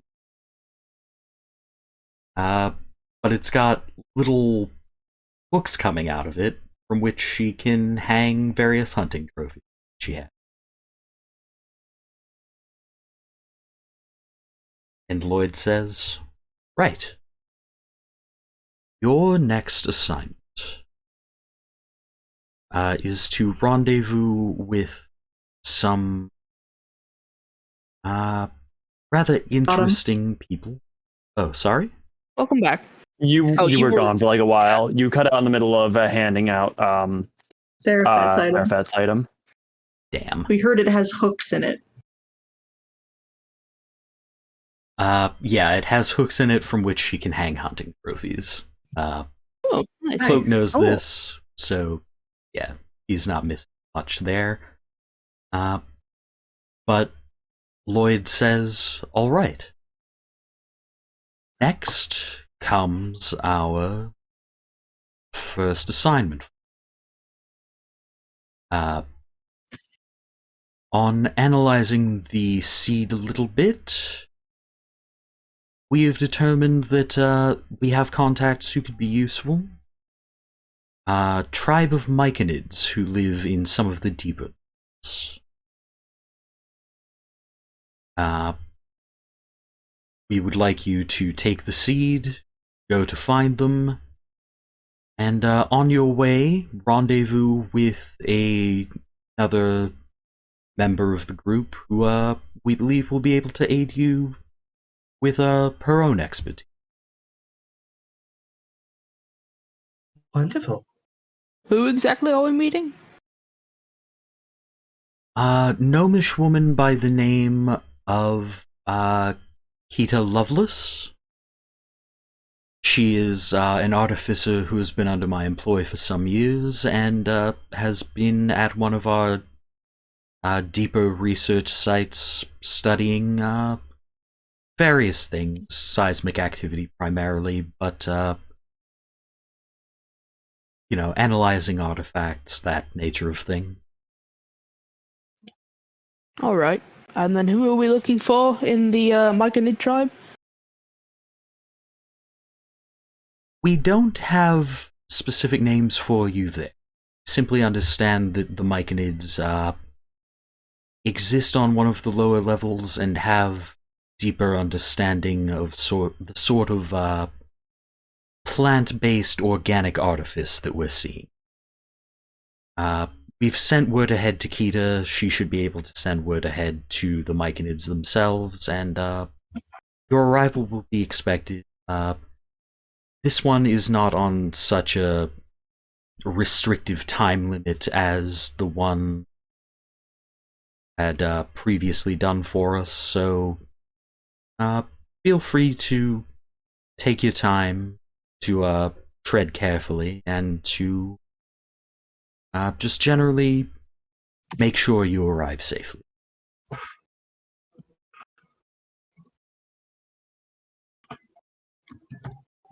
Right then.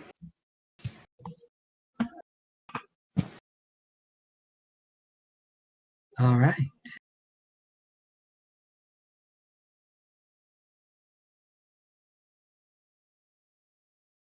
All right. So, the last thing I would like to do before we call it a night and resume play next week. Who hasn't rolled a...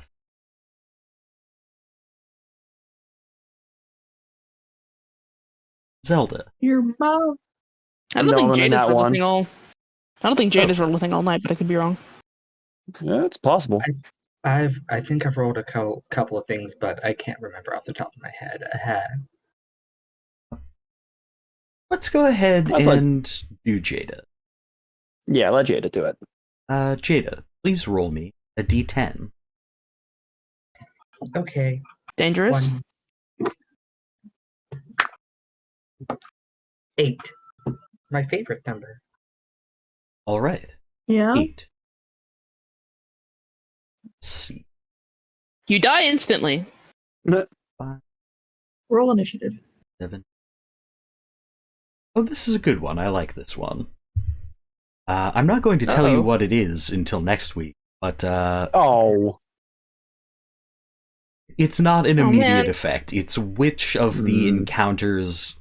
I've set up a bunch of different encounters and have a table That's full fair. of them. This is the one you're going to be running into next time. All right. Cool. Then should I put it in the chat, encounter 8 or something, just so that's remembered? Yeah, that'd be helpful. All right. There we go. All right. And so next week we will set off with your first proper dungeon excursion. Sounds great. All right. Thank you all for playing with me. Thank you to everyone in the chat for watching. And yeah, it's been a good night. I really liked the comfy found family stuff. That was so awesome. excited. I'm so Okay. excited. Yeah. Good night, All right. everyone. Thank you for playing. Thank you, Cody, for DMing. Nine. See you next week. Mm-hmm. Night all. Night.